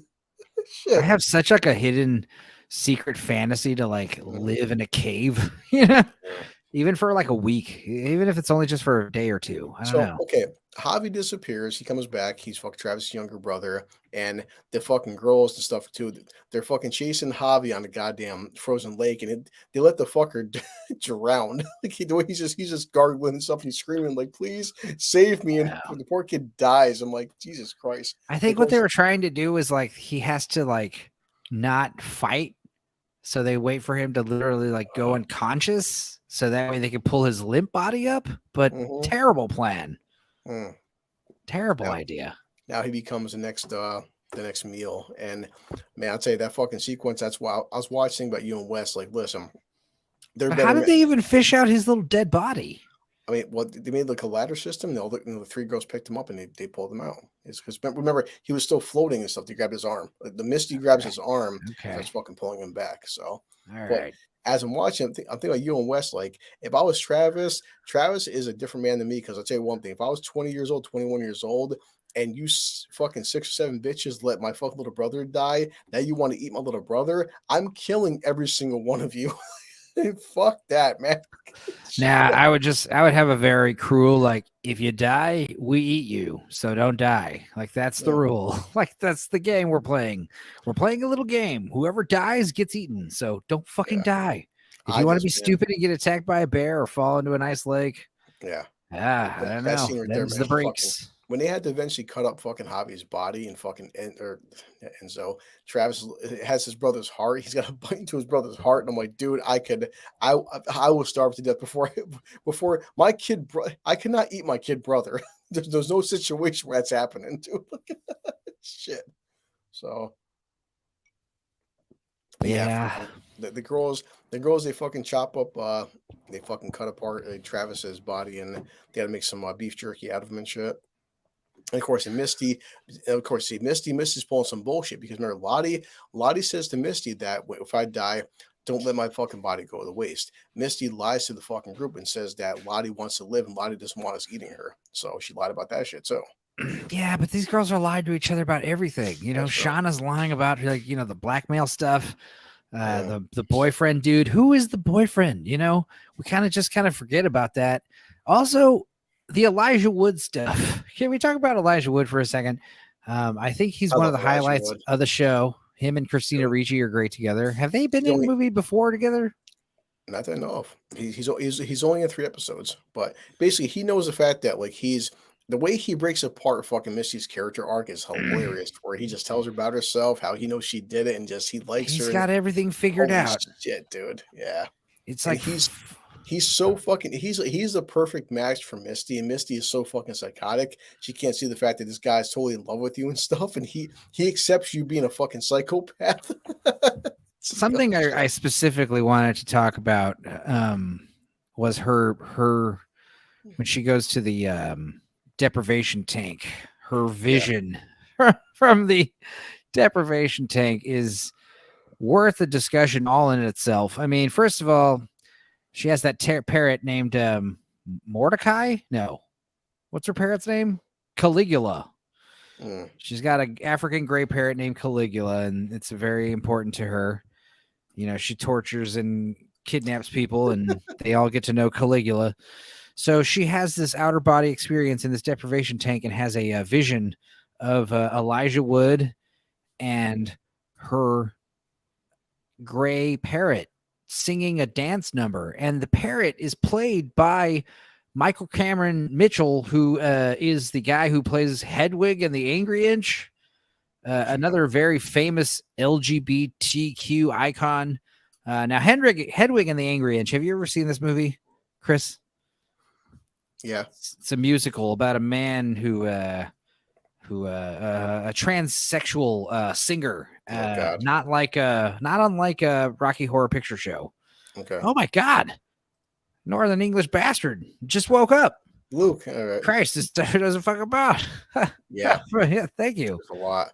Oh, we Especially started like late. it's like it's weird. Like this is considered like some aspects like a horror film, but like it's it's weird. It's like it's more of a thrill than horror, but there's such like the cannibalism scenes. The almost like Wes said, those scenes are fucking uncomfortable to watch, man. But I think they are purposely like edited in a sexual and erotic manner. But no, I mean he's totally serious here. Like there's something seductive they're doing about the cannibalism, and it's not just in this show. It's in other current stuff. But back to like the vision sequence. One thing I first noticed right off the gate, I don't know if they did this on purpose, but like she has her vision and it cuts to the parrot musical number, and we see Elijah Wood in a top hat and a cane, and we hear very distinct like dolphin noises, dolphin sounds. And I don't know if they knew this, but Elijah Wood starred in the 1996 Flipper movie with Paul Hogan. He was in the Flipper movie, and what's even crazier, this is where it gets weird. I was in my friend Kenny's place in Denver. We were up there playing shows, and I was watching this show in his basement. Now, I did not know this. I had no way of knowing this, but it turns out, and my buddy Kenny, his fiance, brought it up totally out of the blue. Thank you. Brought it up totally out of the blue that her uncle directed the movie Flipper starring Elijah Wood. So I was in his niece's house watching that episode, hearing the dolphins, watching Elijah Wood, thinking about that movie Flipper. I didn't even know I was in that person's house. What the hell, dude? How wild is that? So yeah. So meta. Elijah Wood and Christina were in a 1960. Oh, they were in the ice storm together. Thank you. That was the movie. I was like, they were in a movie together for sure. Kevin Kline and Angelica Houston. They're all doing key parties, right? Is that what it's called? When I forgot. Swinger parties. All these teenagers, preteens are like going through puberty in the 70s and kind of like experimenting with each other. And they unbeknownst to them that all their parents are like sleeping around with each other, having these like, swinger parties. It's a good movie. Yeah. It's been a while. Remember when I was talking about Dress to Kill, how I saw that Brian De Palma movie last week? Well, this week I had watched Body Double with Brian De Palma, and that was even weirder, dude. It was so nuts. You got to check it out. Yes, movies. It was good, dude. But anyway. Yeah, so Elijah Wood is he's a fanboy for Christina Ricci, which man, I know like Wes would say, like, you know what? I admit that Misty is fucking batshit crazy, but Christina Ricci, they try to make her like not as hot as she is. They did on purpose, but she's the I think they accidentally made her look better, Well, I think with the hair and stuff, the glasses, they try to do the whole like mirror 90s like hot girl thing where they try toning down how good looking she is and stuff, and it's not working. I like glasses and short hair. I mean, when girls show off their necks, Yeah. But like that's the other thing. She gets in the deprivation tank and she's in a little bikini, and it's like you realize, like, damn, dude, her body looks the same too, man. Yeah. Christina Ricci. She's drinking blood. She's drinking infant blood, I think. It's like Selma Hayek. Selma Hayek is pushing 60, which it's just scary because she looks like she's fucking like 29. Like, can we talk about the new Black Mirror?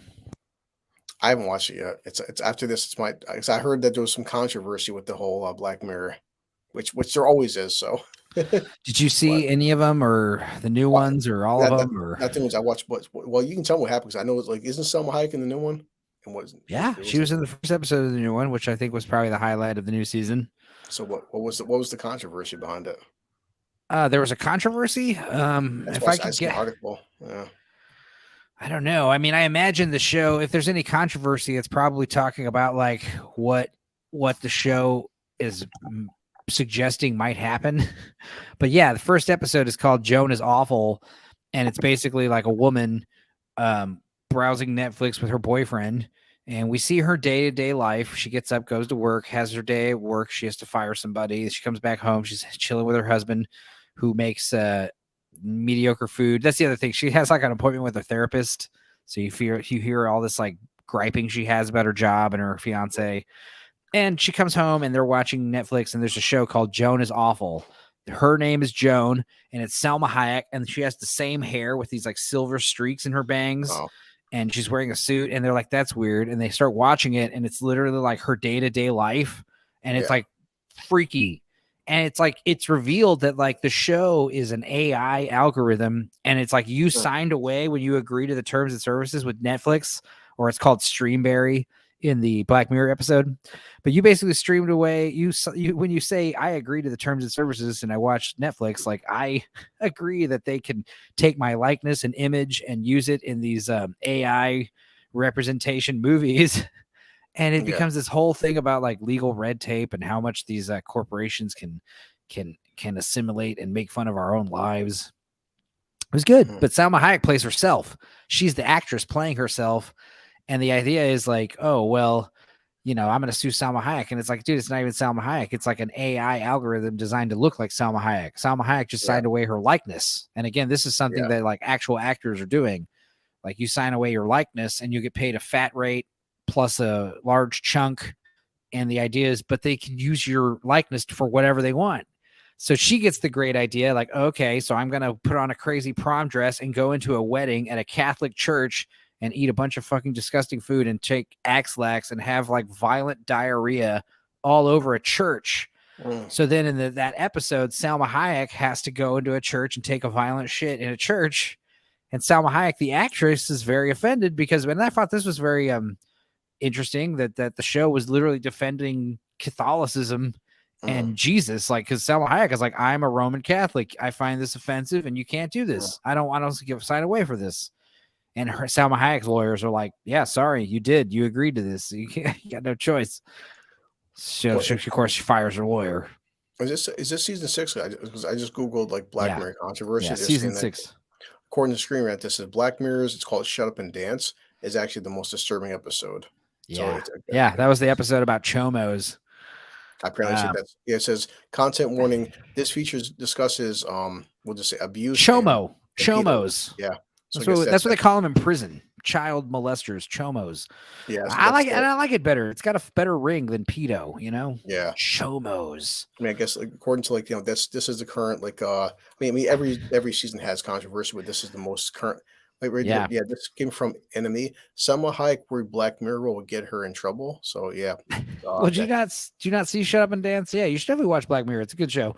Oh no, I've watched everything but the current season. I've been so busy with Yellowjackets. Well, the cool thing I will say about the current season, before we get back into Yellowjackets, is like there's 6 episodes, I think, and like half of them are feature length film long. They're like an hour and 12 minutes long. I was even telling my girlfriend, I said, honey, we should watch Black Mirror, because Black Mirror, it's listen, love or hate Kevin Smith. Kevin Smith actually, when I was listening to his podcast for season 1, he got me into Black Mirror. He goes, it's like Kevin Smith said it's the modern day Twilight Zone.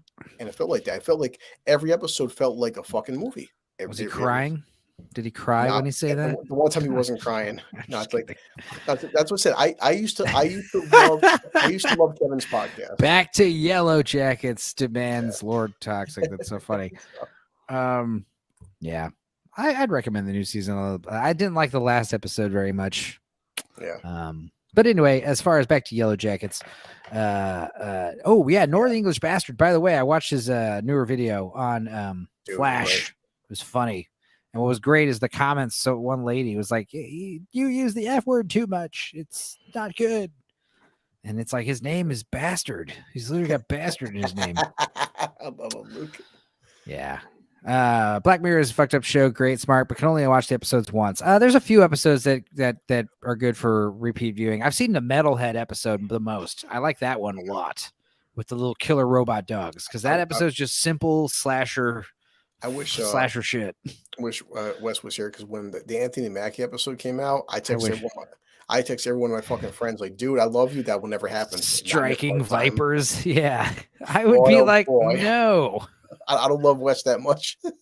I would immediately stop playing the game and be like, I want to play with the chick now. But yeah, that was a funny episode. So also, like, I don't know. Let's not talk about striking vipers. Anyway, Christina Ricci's hotness. Oh my God! In military prison, chomos are called playground extraction specialists. Holy Christ! Yeah. So for Christina Ricci is extremely hot, even with the fucking. They tried toning down her hotness, but you can't do that. So yeah, I mean, I like how it's like we've got this like baby spice, scary spice, sporty spice type thing going on with the girls. The redhead Val, she's Ginger Spice. Oh, is that her name? Wait, Ginger Spice, yeah. And then there's Posh Spice. Would that be Melanie Linsky? I guess. I don't know. Baby Spice, Christina Ricci. Scary Spice is Ty. And then Sporty Spice, Juliette Lewis. Cool. We figured it out, guys. Yeah. You need to share screen with Christina Ricci pictures because Jesus Christ. You ever see Black Snake Moan? Yes, of course. Yes.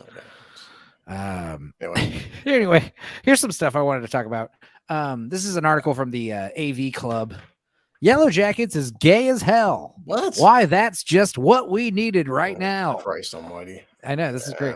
I love these articles. I want to read about some of these. Showtime's female-driven wilderness thriller is a big hit for many, but it's a special thrill for 90s era queers who definitely remember who Daria is. Who writes this shit? Kelly McClure wrote this. Okay, this is where we're going to get into Funnyville, all right? Yeah. Because this show, this show's okay. But I love how it's like, the LGBTQT crowd have really latched onto this show. Yeah. And they're like, oh boy, this show is our representation. It's like, dude, it's about a bunch of fucking sacrificial cult-like cannibals. It's like, true. why do you guys always latch on to like evil villains? Yeah, you have one date, one gay guy, one lesbian. It doesn't make it a gay show. You fucks. Like, yeah. There's like three, like Wes said, there's 3 gay characters, but it feels like a lot more than that. Let's just assume every character is at least bisexual. When Showtime first announced Yellowjackets, the premium cable channel's psychological horror show about a high school girls soccer team surviving in the wilderness after a plane crash, I could feel it coming. Well before the premiere episode aired and well before all the recaps, theory plots, posts, and Twitter fandom, the spirit of my newly gay 90s teen self-stirred within me and whispered a call unto the zeitgeist. This show is going to be gay as hell. Not since the days of Buffy the Vampire Slayer. What has a television show with horror elements and a strong ribbon of queer been this exciting? As someone who went to a high school between the years of 1991 and 1995, I first realized I was gay when I had a dream at 14 about kissing Winona Ryder. A show like this could not be more perfect. Oh, shut the it takes place partially in the 90s, features a soundtrack of platinum hits from the decade, and stars a core cast of Melanie Linsky, Juliette Lewis, Christina Ricci, Tawny Cypress. First season is coming to an end. Okay, so this is 2022 when this first season. Oh my God. Are they? Duh. The key to Yellowjackets' popularity is the show's ability to offer up content that appeals to a wide range of viewers while also possessing a certain intangible gayness. I mean, that's why we like the show. You understand? I have to insert this because before you go on, Enzo, like we've said this before a billion times, that like, listen, there's a difference between a character being gay or lesbian versus like they're a good character that just happens to be gay versus like their entire character arc is they are gay or lesbian. It's Samantha Hanratty, young Misty. Wes seems to like her. She was also on Shameless. Shameless is one of those shows I can't really get into because again, it's like I do like. Yeah, the gays are co-opting this show so hard. They are really doing too much. I want to keep reading this article because it's funny. Yeah. The writing and the acting, the music, the production, these are all tools skillfully deployed. Did you hear this? By a show that has become a quick obsession. It's all so easy to see how a broader fandom has latched onto the show while the queer community can, in conjunction, claim it as their own. Without being marketed directly as such, Yellowjackets is a very gay show because anything can be seen as gay if you just try hard enough. And it's true. And that's half the fun of being gay. What the fuck? Is that half the fun of being gay? Is just imagining everything is gay when it's not? I need more alcohol. Oh, fuck Christ. It's like The Last of Us. It's like because they have one gay episode with Nick Offerman and the other guy. It's not a gay show. It's one episode. Fuck, shut up. Oh my God, dude. No, you're fine. They're latching on to cannibals because Hollywood seemed to be into that. Yeah, Arnie Hammer, right? Yeah, I see those text messages. Oh boy. Oh my God. Oh, this practice is given a special descriptive these days. It's called queer reading. I see. So it's actually got a name, and I've Oh, put it to great Christ. use in every Angelina Jolie movie since Foxfire and every single episode of Riverdale. This author is gay. She liked to remind you she is a gay woman. Yes, because the show is about survival, trauma, dissociation, brutality, manipulation, etc. true. These are all Yeah. gay things that gay people relate to, apparently.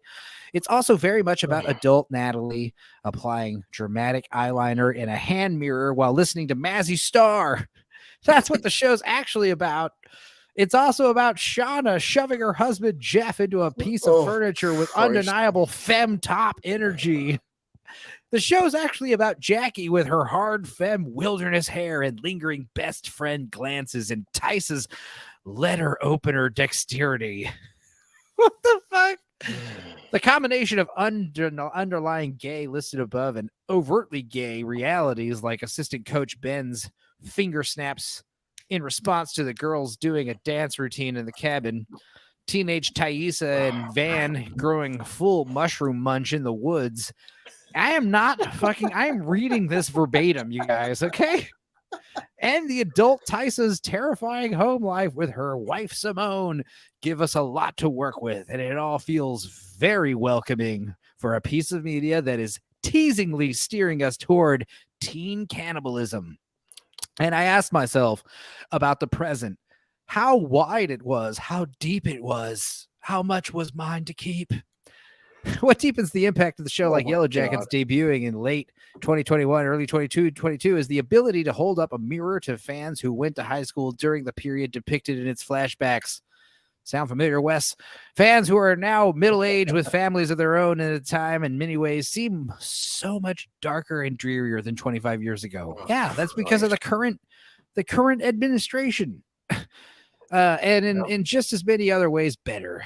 And for younger generations and the show's fans, they're able to see themselves in characters both queer and straight, navigating a culture that didn't always make it easy for a person to live their truth. Again, I'll remind you, says Wes, the friend of Natalie from the 90s seemed gay, but turned out to be a cop with a crush on her. Yes.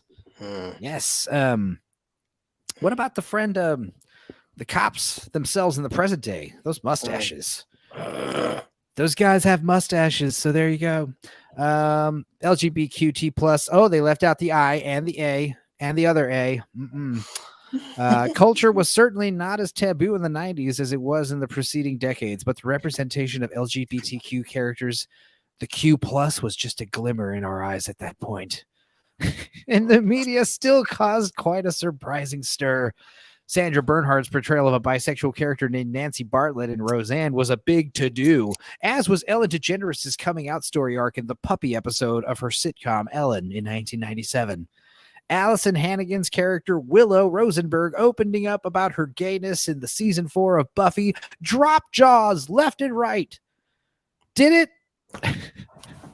Compared to the raw and edgy dicks out days of Euphoria, the 90s felt like an untouched glass of whole milk. Younger viewers of Yellowjackets may find it odd that Ben kept his sexuality in the closet and Van and Ty hid their relationship for so long, but that's the way it was back life. Gay life, queer life was a fun little secret that we made space for ourselves in privately or within the accepting graces of a chosen few. We've certainly made some cultural advancements there, but a lot of the worry and carefulness of being in the queer community still remains, even in these wild, wild woods of 2022. Oh my God. Okay. So I kind of agree with that final point. But yes, who is the guy's favorite character from the 90s and present day? And are they the same? Why or why not? No, I'm going to have to say it's Misty. I like Misty, present and past. She's hilarious.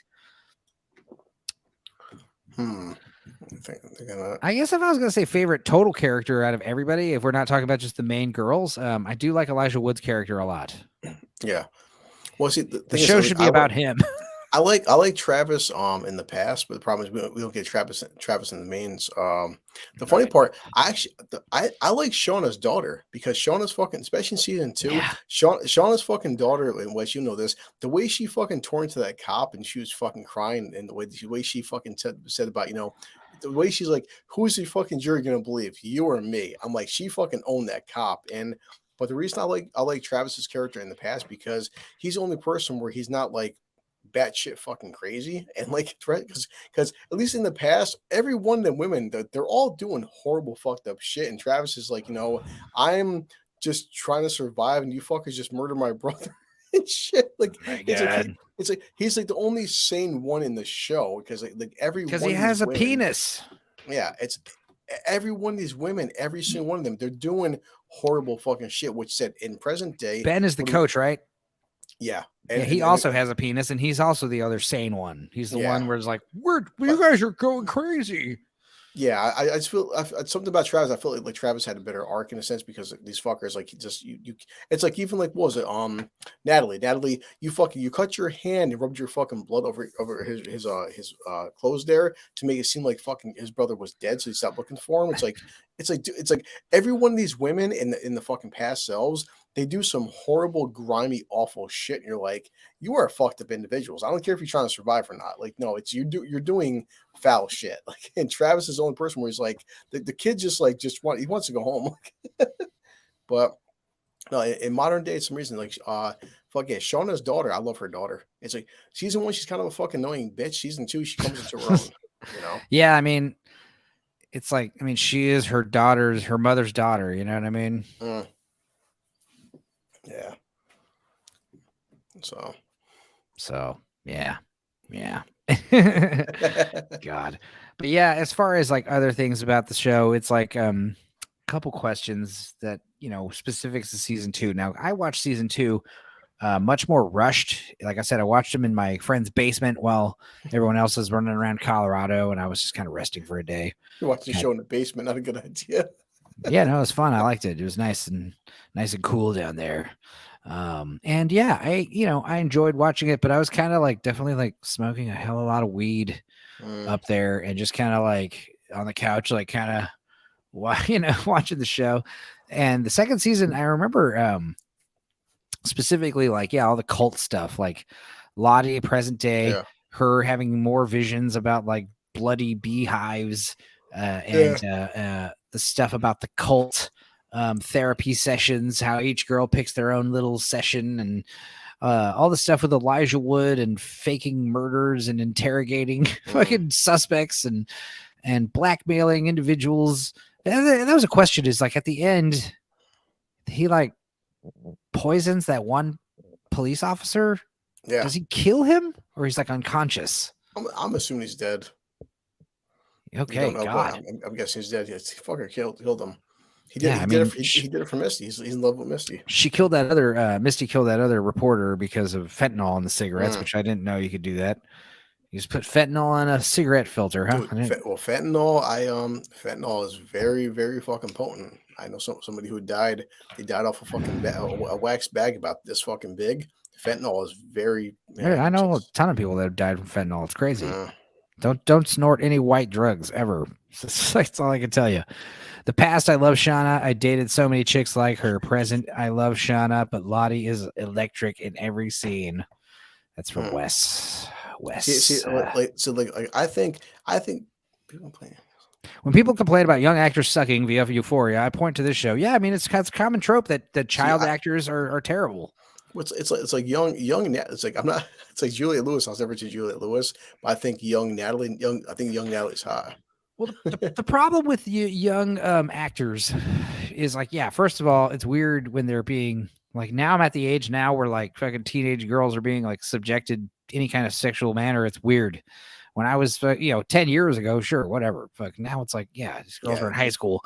Secondly, the other thing that's weird about it is like you have child actors, assuming you have one good child actor for every 5, it just makes the fucking 4 shitty child actors look that much more worse, compared to like your Haley Joel Osments and your who are the kids that are really good at acting, fucking Chloe Moritz, whatever. Yeah.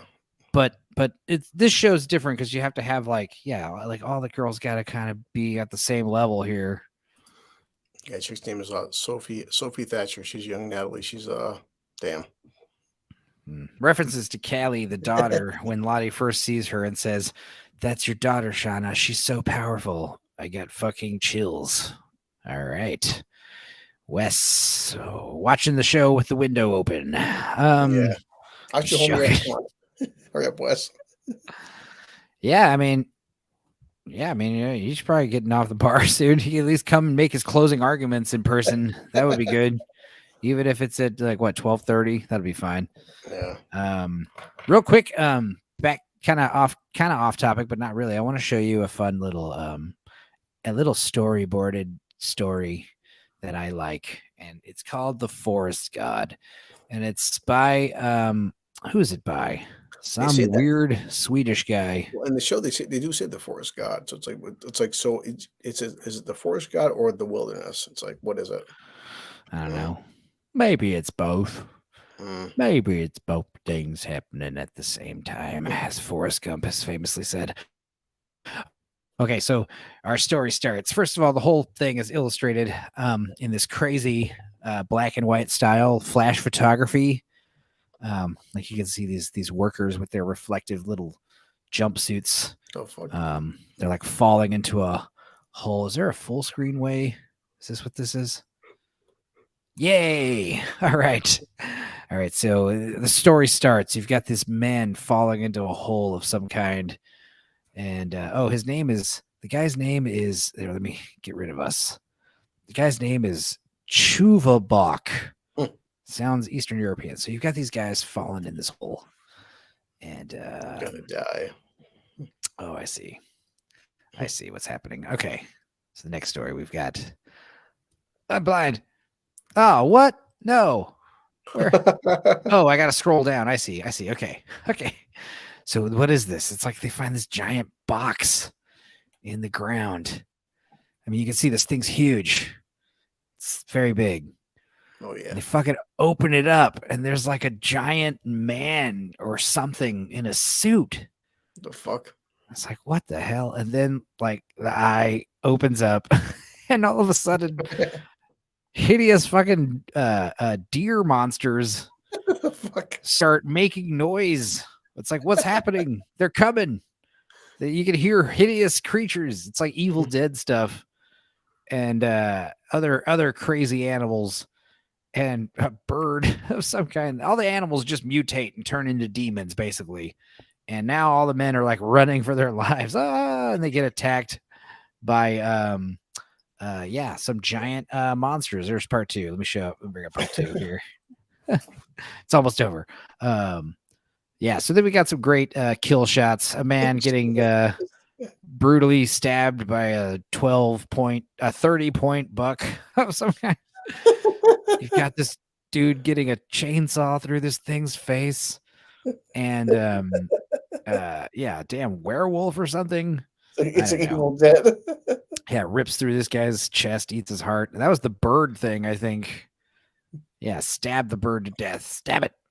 And then, oh my God, look behind you. The giant man is awake. And it rips this guy's head off. Jesus Christ. And then they're all shocked. And that's the end. It's like, dude, yeah, nice and short to the point. You notice how that took like fucking 5 minutes for me to go through that story? That's great.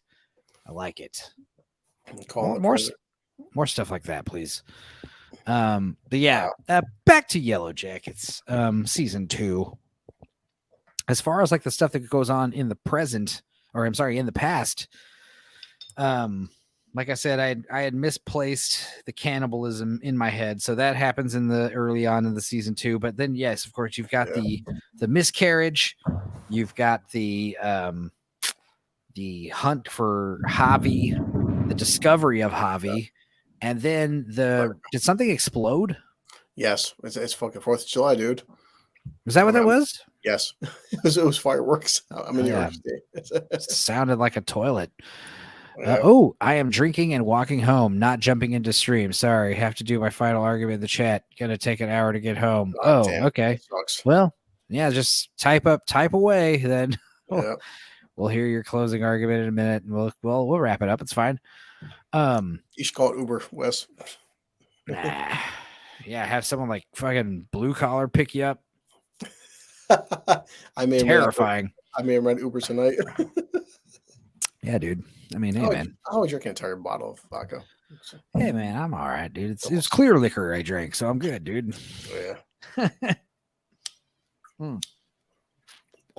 Now, as far as wrapping up season 2, like other important elements about Lottie, you know, like basically saying all this weird foreboding stuff. That forest god story needs Bruce Campbell in there. Yeah, that'll be part 3. Part 3 with fucking Bruce Campbell as one of the construction workers putting his helmet on. Oh, yeah. Ash versus the forest god. The forest god gets his ass kicked. Dude. I mean, that one dude, like the fact that you get a giant monster, the fact that you get that giant monster show up and one of your dudes like grabs a chainsaw and just goes right for the chest. It's like, hey, Roy, I didn't realize you were that balls to the wall, dude. Hell yeah. Well, so it's like, did you like season 2? I mean, I think season 2 was better than season 1. I would debate that. Yeah, I mean, they answer more questions, and they moved the modern day plot in season 1. I felt was kind of stale, didn't go anywhere. Season 2, I felt like the reunion thing. Yeah, you got Doom coming and the high school reunion thing. It's a little. What's like with season 2? It's like once fucking it was kind of cool. Like with Lottie's talking to freaking Natalie. Then once Misty gets there, then Misty's talking. Once Misty makes the phone calls to everyone else. Next you know, it's like, okay, all 6 remaining characters. Why is everyone always now they're all being reunited? So it's like, yeah, is this happenstance or just some kind of supernatural element where it's like now everyone's being reunited for some reason? It's like, what's up with that? Yeah. It's like all the planets aligning, you know, the sacrificial forest god wants more blood. And it's like you said earlier, it's not really something in the wilderness. It's literally something inside of all of us that is being awakened by the wilderness, you know, like when a human goes feral, you know, start like wanting to sacrifice each other, especially like when you're like starving. I mean, there's no fucking telling. Well, that's what I say. I'm kind of on the fucking fence because it's like, you know, freaking Lottie's saying like, well, this thing followed us and we brought it back with us. I'm like, yeah, but why is it only affecting you guys for? It's like, why? It's like, if that was true, shouldn't it be killing just like random people in the city or some shit? Like it's right. It's just one of those things where it's like you're trying to justify your hideous actions with some kind of, you know, supernatural elements or I got to take the trash out today. Glad I remembered that. But yeah, you have to justify whatever it is. It's like the Salem witch trials. Like I said, you want to burn these fucking neighbors that you don't like to the stake. Just say they're a witch. Say they're a heretic. It's easier than just saying they're a criminal. You know, it's easier to say there's some kind of supernatural element they can't disprove. You know, like definitely. Oh, you drew the Queen of Hearts. There you go. I mean, that's as fair as anything, really. Let's all just start drawing cards, and whoever draws the Queen of Hearts gets killed, and we eat them. Yeah. All right. Can I shuffle? I got pulled over by a state trooper yesterday. I ain't risking it again. Leaving my car at the bar. It is what it is. Call Uber. I'll show up. They don't have Uber in Kansas. Maybe not. I'm just kidding. I'm sure they do. Yeah. What are some other funny names for Indiana Jones? Indiana Jones and the Search for the Misplaced Car Keys. Jesus Christ. Indiana Jones and the Last Adventure Before Nap Time. Indiana Jones and the Kingdom of the Shaky Hands. Yeah. Man. So what else? So anything else we want to talk about this show before Wes wows us? Where do you think the shows go? Let's just me and you just go about where we think it could go. Like, overall, season 1 and 2, I do like it. It's I'm on the fence where season 3 going forward. So now we have less cast characters because now apparently Natalie is dead because she was injected by a bunch of fucking fentanyl from Misty. So now but they keep revealing that other characters we think are dead are not dead. You know, like a Val. It's like Wes said. I want to believe that season 3 is more about supernatural, but I feel that the show writers are going to kind of like make it more psychological. So, but yeah, I do want to see I do want to see season 3 we know they get home. So it's like I knew fucking Sean as a kid, which was kind of a good scene between Jeff and their daughter. Like, yeah, she had a fucking baby and the baby didn't make it. So, Yeah. but I do want to say, okay, okay, because we all fucking know Travis makes it. What happens to the fucking coach? And but I do want to see like how do they make it? How do they make it back home? That's what season. So season 3, if season 3 can answer that, I'm fine with that. But the modern day, I'm not sure. Like the modern day, it's like where do you guys go from here? I don't know. Yeah, like exactly. That's kind of what I said earlier, where it's like the past is like leading up to that moment. There's a finite time where it's like the present could just keep going and going and going, What's like long after the past story wraps up. You know. What's up with Lottie's phone number, Wes? Because I didn't catch it. Yeah, I don't know. Strange how all the girls converge to Lottie's compound. Well, yeah, but again, it's one of those things that could have been arranged. Also, did you guys call Lottie's phone number? Of course not. Every phone number in every show is like 555-555-555. You know what? You know who? No, I haven't called any number in a show. I don't do that. Did you do it? What happens? Who answered? Tell me. You can't just. I can't imagine. Every movie, every phone number, ever. Yeah, I'm gonna call a goddamn number. Go lay down. There's a fucking like some kind of some thing in my mirror staring at me. Well, there was Magnolia, Frank T.J. Mackey, Tom Cruise's number. Yeah, he had a real phone number, and it led to some weird voicemail of him. I'm Frank T.J. Mackey, and I'm teaching you how to seduce and destroy. You will tame the muff and learn how to make every woman dripping. You know, for you. It's like, goddamn, so weird. Indiana Jones and the Dur of Dur. There you go. That's like a good people one. Said, I'm waiting for the new South Park episode after what they did to the last one. What's the other thing is like they already ripped it a new one 10 years ago. Like why the fact that they have to dredge it up again, dude. But I have faith in South Park for Indiana Jones and his favorite candy, Werther's. Strawberry bombs. A big question day tomorrow would be like, okay, so now it's a Lucasfilm has already destroyed Star Wars, destroyed Indiana Jones, you destroyed Willow. It's like what left is there to fucking destroy? Let's look it up. Lucasfilm properties. Because surely there's at least one or two more. Well, it's like Star Wars is like 98% of their properties. Yeah, I mean, it's definitely like a dozen fucking Star Wars themes. Let's see here. This is pitiful. Productions: Indiana Jones, Willow, Andor, Obi-Wan, Book of Boba Fett, Star Wars, The Bad Batch, Star Wars Visions, Star Wars Rise of Skywalker, The Mandalorian, Star Wars Resistance, Star Wars The Last Jedi, Solo, A Star Wars Story, Star Wars Forces of Destiny, Rogue One, A Star Wars Story, Star Wars The Force Awakens, Lego Star Wars, The Freemaker Adventures, Star Wars Rebels, Star Wars The Clone Wars, Star Wars Attack of the Clones, Star Wars Revenge of the Sith, Star Wars The Phantom Menace, Star Wars Return of the Jedi, Star Wars The Empire Strikes Back, Star Wars A New Hope. Here we go.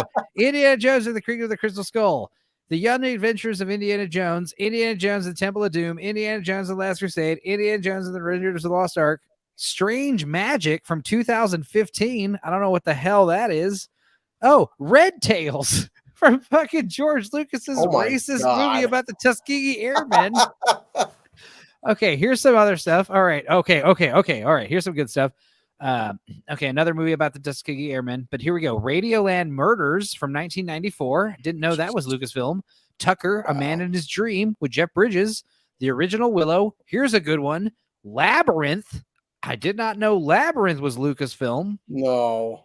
Oh my God. Twice Upon a Time, American Graffiti, more American Graffiti. Here's the two that I think they're going to ruin next. THX 1138 and Howard the Duck. There you go. And then Labyrinth. Wow. They'll bring back Labyrinth. They turn Labyrinth into a shitty show. There you go. They're Howard the Duck. You never know. You know they're gonna get bad. You know they're gonna get desperate when they start remaking Radioland Murders and Tucker, The Man in His Dreams, and Red Tails. Once they go back for those, that's it. Oh my God. Yeah. What a poor list. Yeah. All right. It's a real list, and put the phone on the microphone. Okay. Shit. Well, give me the number, dude. I don't have the number. Where's my phone's over here on the couch? On me. Shit. What was So Wes, what is the number? So my phone's charging right now. I want to know this now.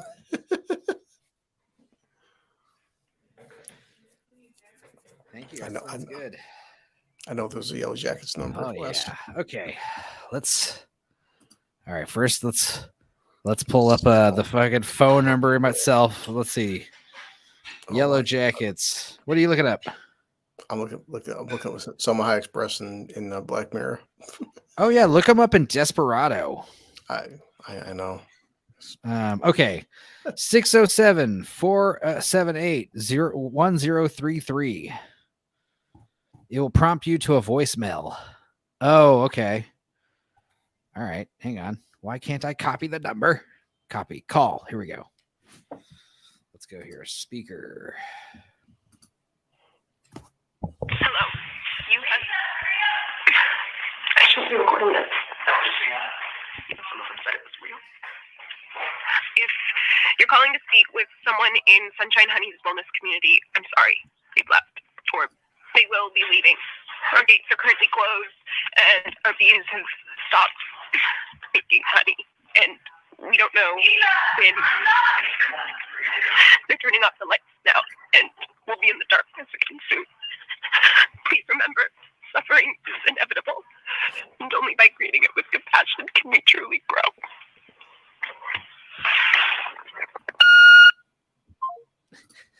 Okay. You can hear all that? Okay. I'm so turned on right now. Yeah, that was weird. Yeah, I'm talking about she's basically obviously in a mental institution, right? Leaving a voicemail. Spooky. Yeah, I don't know. Here's what I'm hoping happens in the show.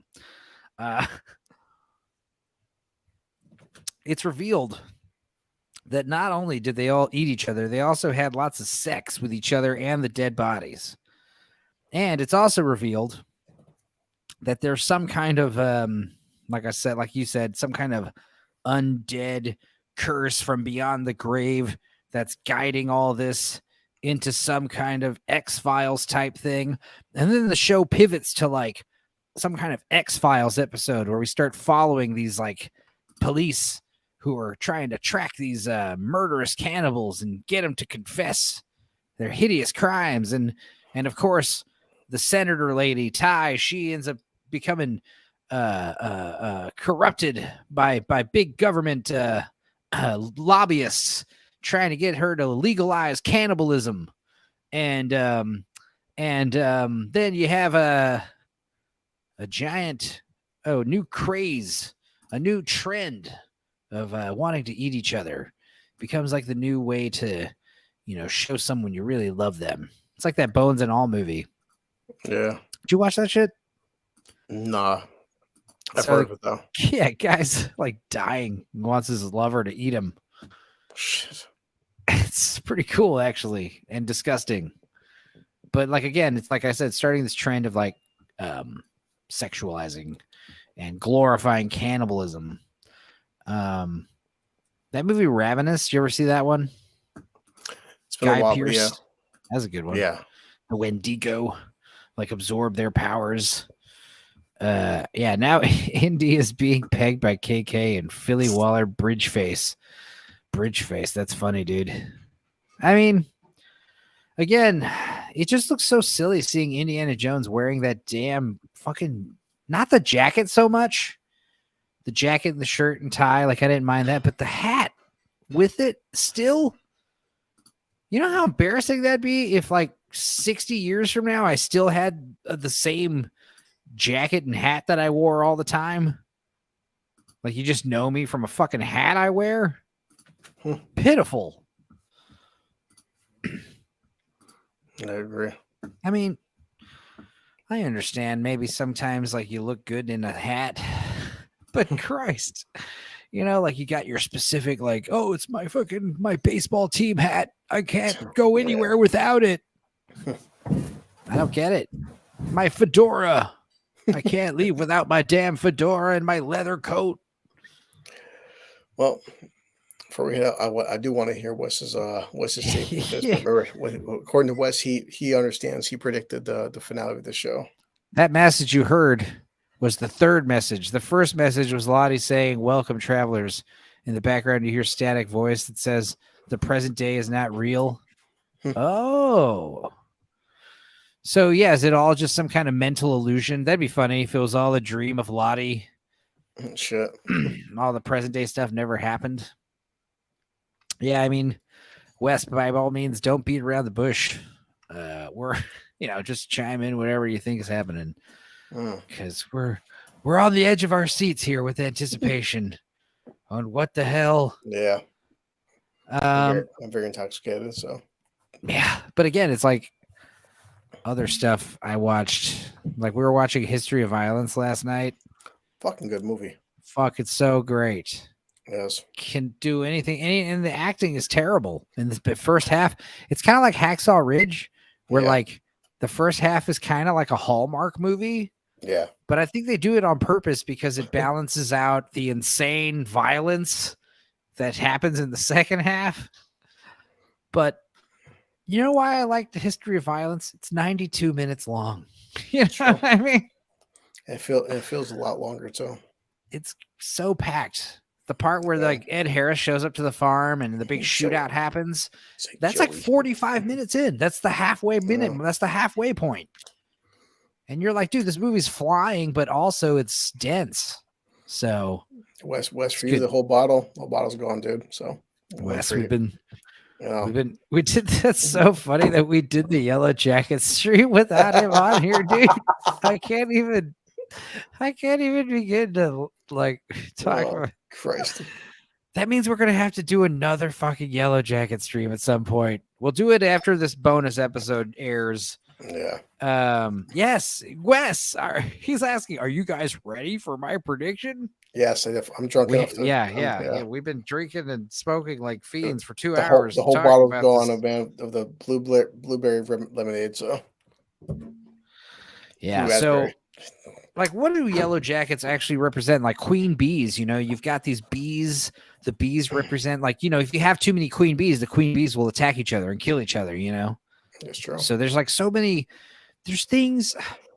I'd like to think that this whole stream wasn't, 99% stupidity and bullshit. I'd like to think that there were at least like a good 10 to 20 minutes of nuggets of actual solid information that listeners could get out of that. This whole stream of us drunkenly kind of rehashing this show. Oh, yeah. And it's funny because I guess if we had streamed about it last week, it would have been way more fresh in my memory. Because it's like pretty fresh in your memory right now. You just finished the second season. Couple hours ago, yeah. I had to wait a week, sit on it. But I did watch a couple like little, read some articles and watched a few little theories. Not a lot of stuff that I haven't really heard. So let's see if Wes blows our mind with his essay. I'm just picturing him like typing with his thumbs, like walking, like this. Like drunk. Bottle of booze in his hand, fucking traffic driving around. Please be careful. Like stop at a bus stop if you have to. Sit down and type it out. I don't know. But not a bus driver like me. Yeah, I mean, you're thinking the show is going to get more psychological, supernatural stuff is going to kind of take a downward trend. I mean, I don't think we're going to start seeing like antler forest people with like, animal gods, like what I just showed you with that forest god book. But that'd be cool if we did, though. You know what I mean? Oh yeah. Wait, here he goes. No, he said the same thing. That's twice. just me. That's me just highlighting his comment again.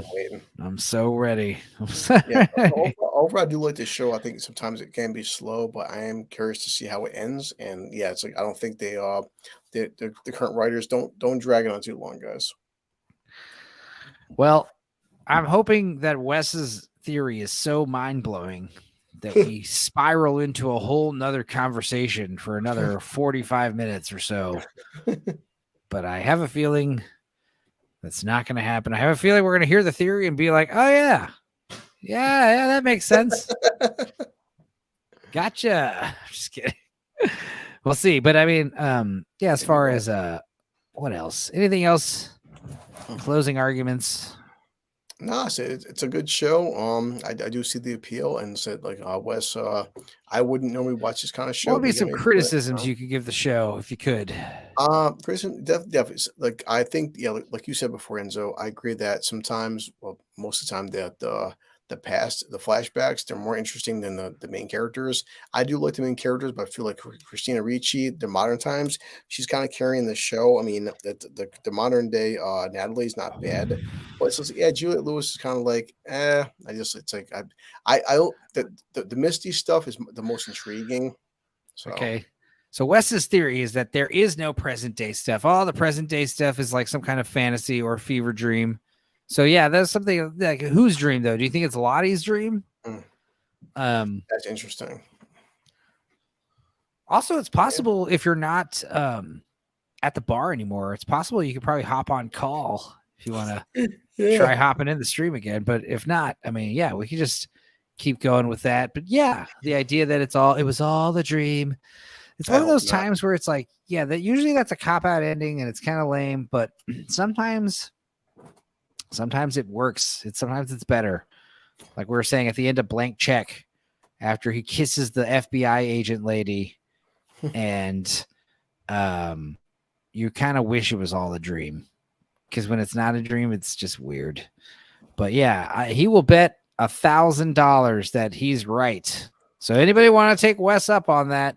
I can't see the modern day all being a fucking dream. It's just that'll be some shitty storytelling, man. But, well, hey. it's also important. Like, if it is a dream, like whose dream is it, and why are they having such a vivid dream of the future? And exactly. and then what happens after it's revealed to be a dream? Do they get escaped then or rescued then? I mean, Jesus Christ, they got to get rescued. And at the same time, whatever's happening in the present day has to wrap up congruently.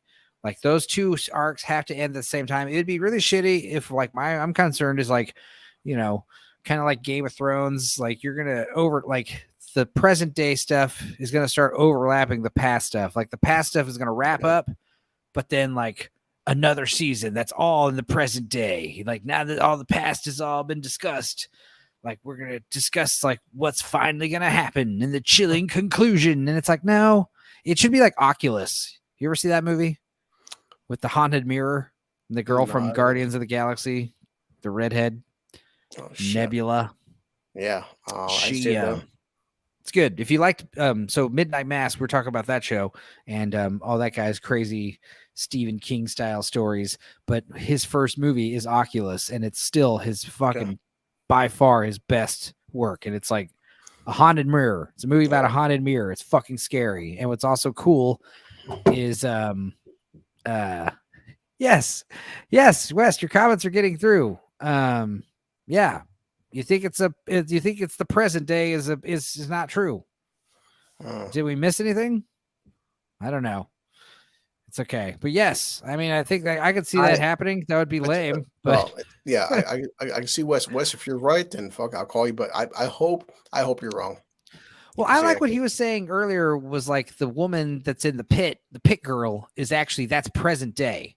And present day will wrap up in the winter. So like, by the time it's winter again for the present day girls, hopefully it'll be like spring for the past girls, and they'll be getting rescued around the springtime after they've committed all these cannibal atrocities.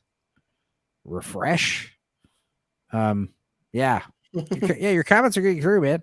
I mean, I could check the YouTube. I could check the tubes.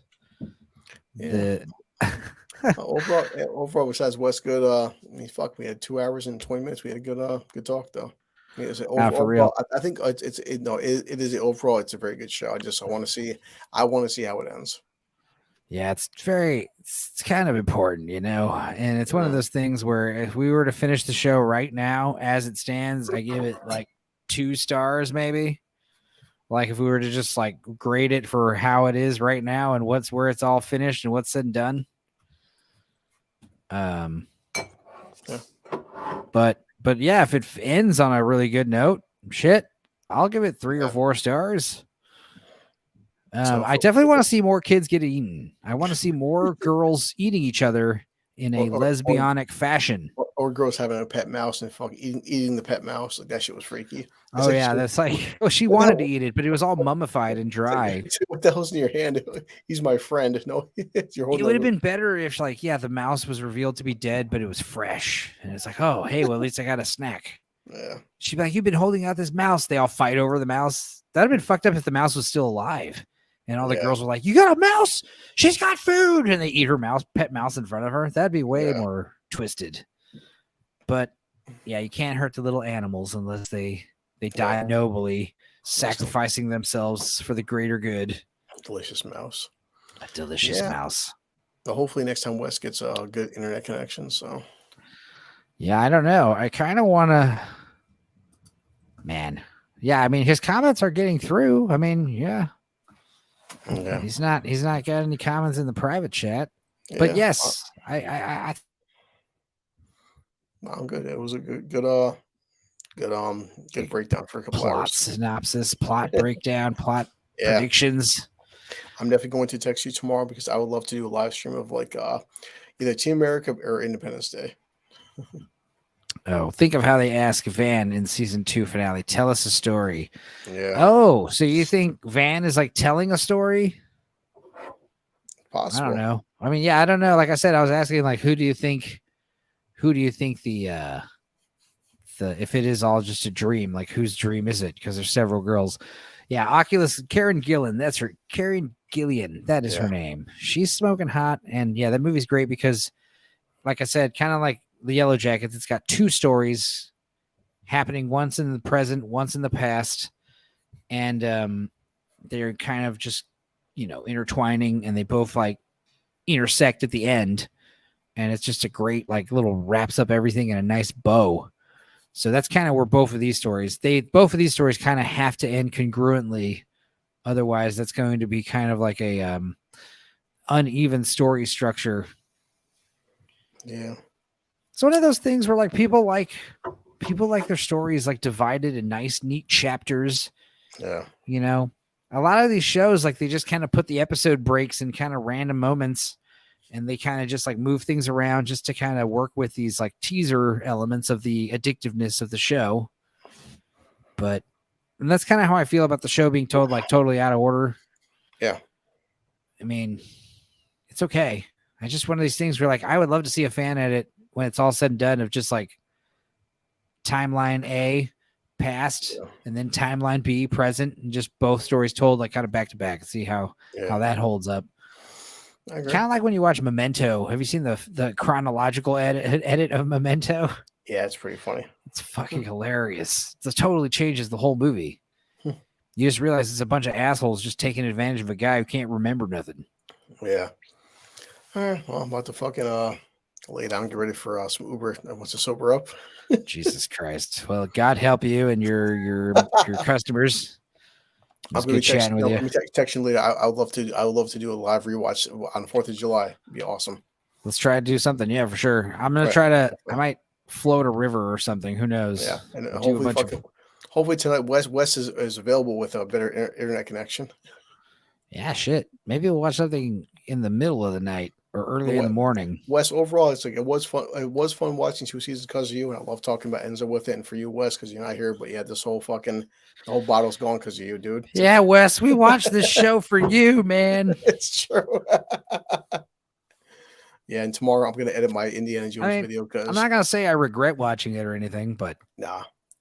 I definitely I think I'm with you, Enzo, where it's like I do like this show, but like I'm just more like, I like Extraction. I like, freaking like, whatever. More I love shows. I love hot chicks and cannibals and all this stuff. I mean, yeah, this stuff should appeal to me, but I don't know. I'm just a jaded old man.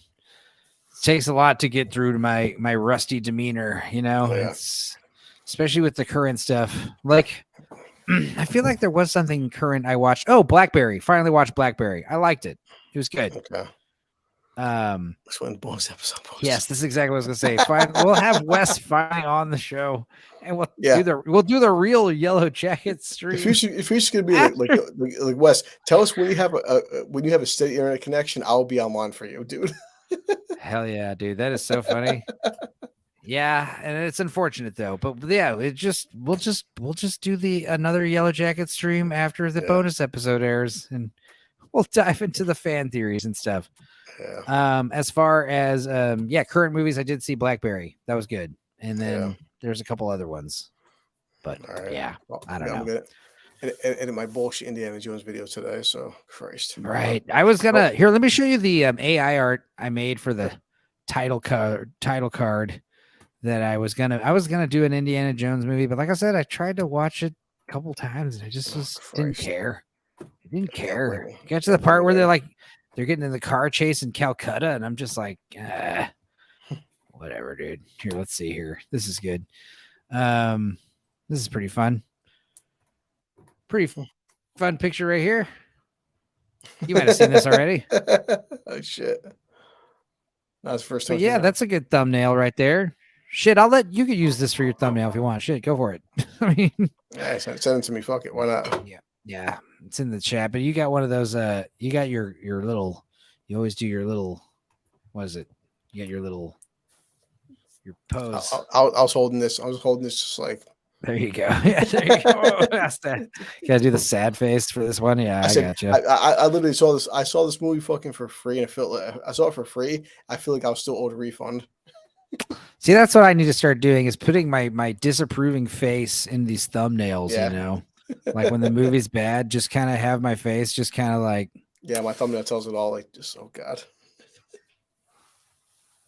No, I'm definitely going to text you later and about we have to watch something on 4th of July. So, dude, even if we don't watch something patriotic necessarily, like it would still be cool to watch The Phantom or whatever else we talked about watching. All right, man. That's what everyone's got plans. I said, guys, no matter what plans I have, give me till like 8, 9 o'clock, and I need some free time to watch some shit ends on 4th of July. So, yeah, dude. I mean, yeah, something fun, something short, something cool. Yeah. And if you want to you're talking about you want to record it for a wee watch, or you want to just stream and just not share anything, or I just want to do it for fun, dude. Fuck yeah, it's funny. So I love doing that. Let me go past that and watch something else. I gotta find a new show to watch now. Yeah, I think me and the lady are gonna watch something. What are we gonna watch? I don't know. Oh, I think we're gonna check out Silo next. Yeah, because I'm hearing about that's cool. Don't trust the government type thing.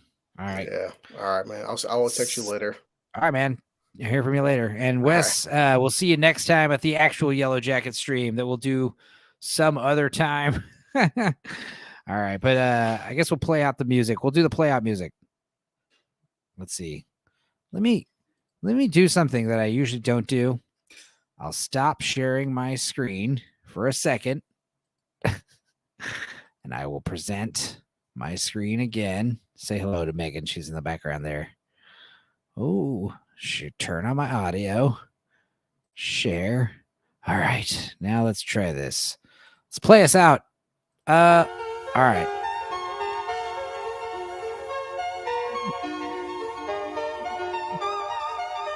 Sex with each other and eating each other. Yeah.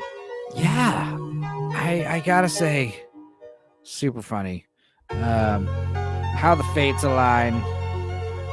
The forest gods prohibited Lord Toxic from discussing his favorite show on this glorious day.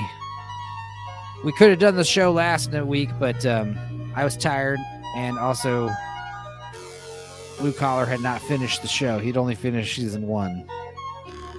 So, yeah, I guess whenever season 2 episode X bonus episode airs, I guess we'll just have to revisit this fucking show again. But until then, I guess we'll watch Oppenheimer, Barbie, a few other things.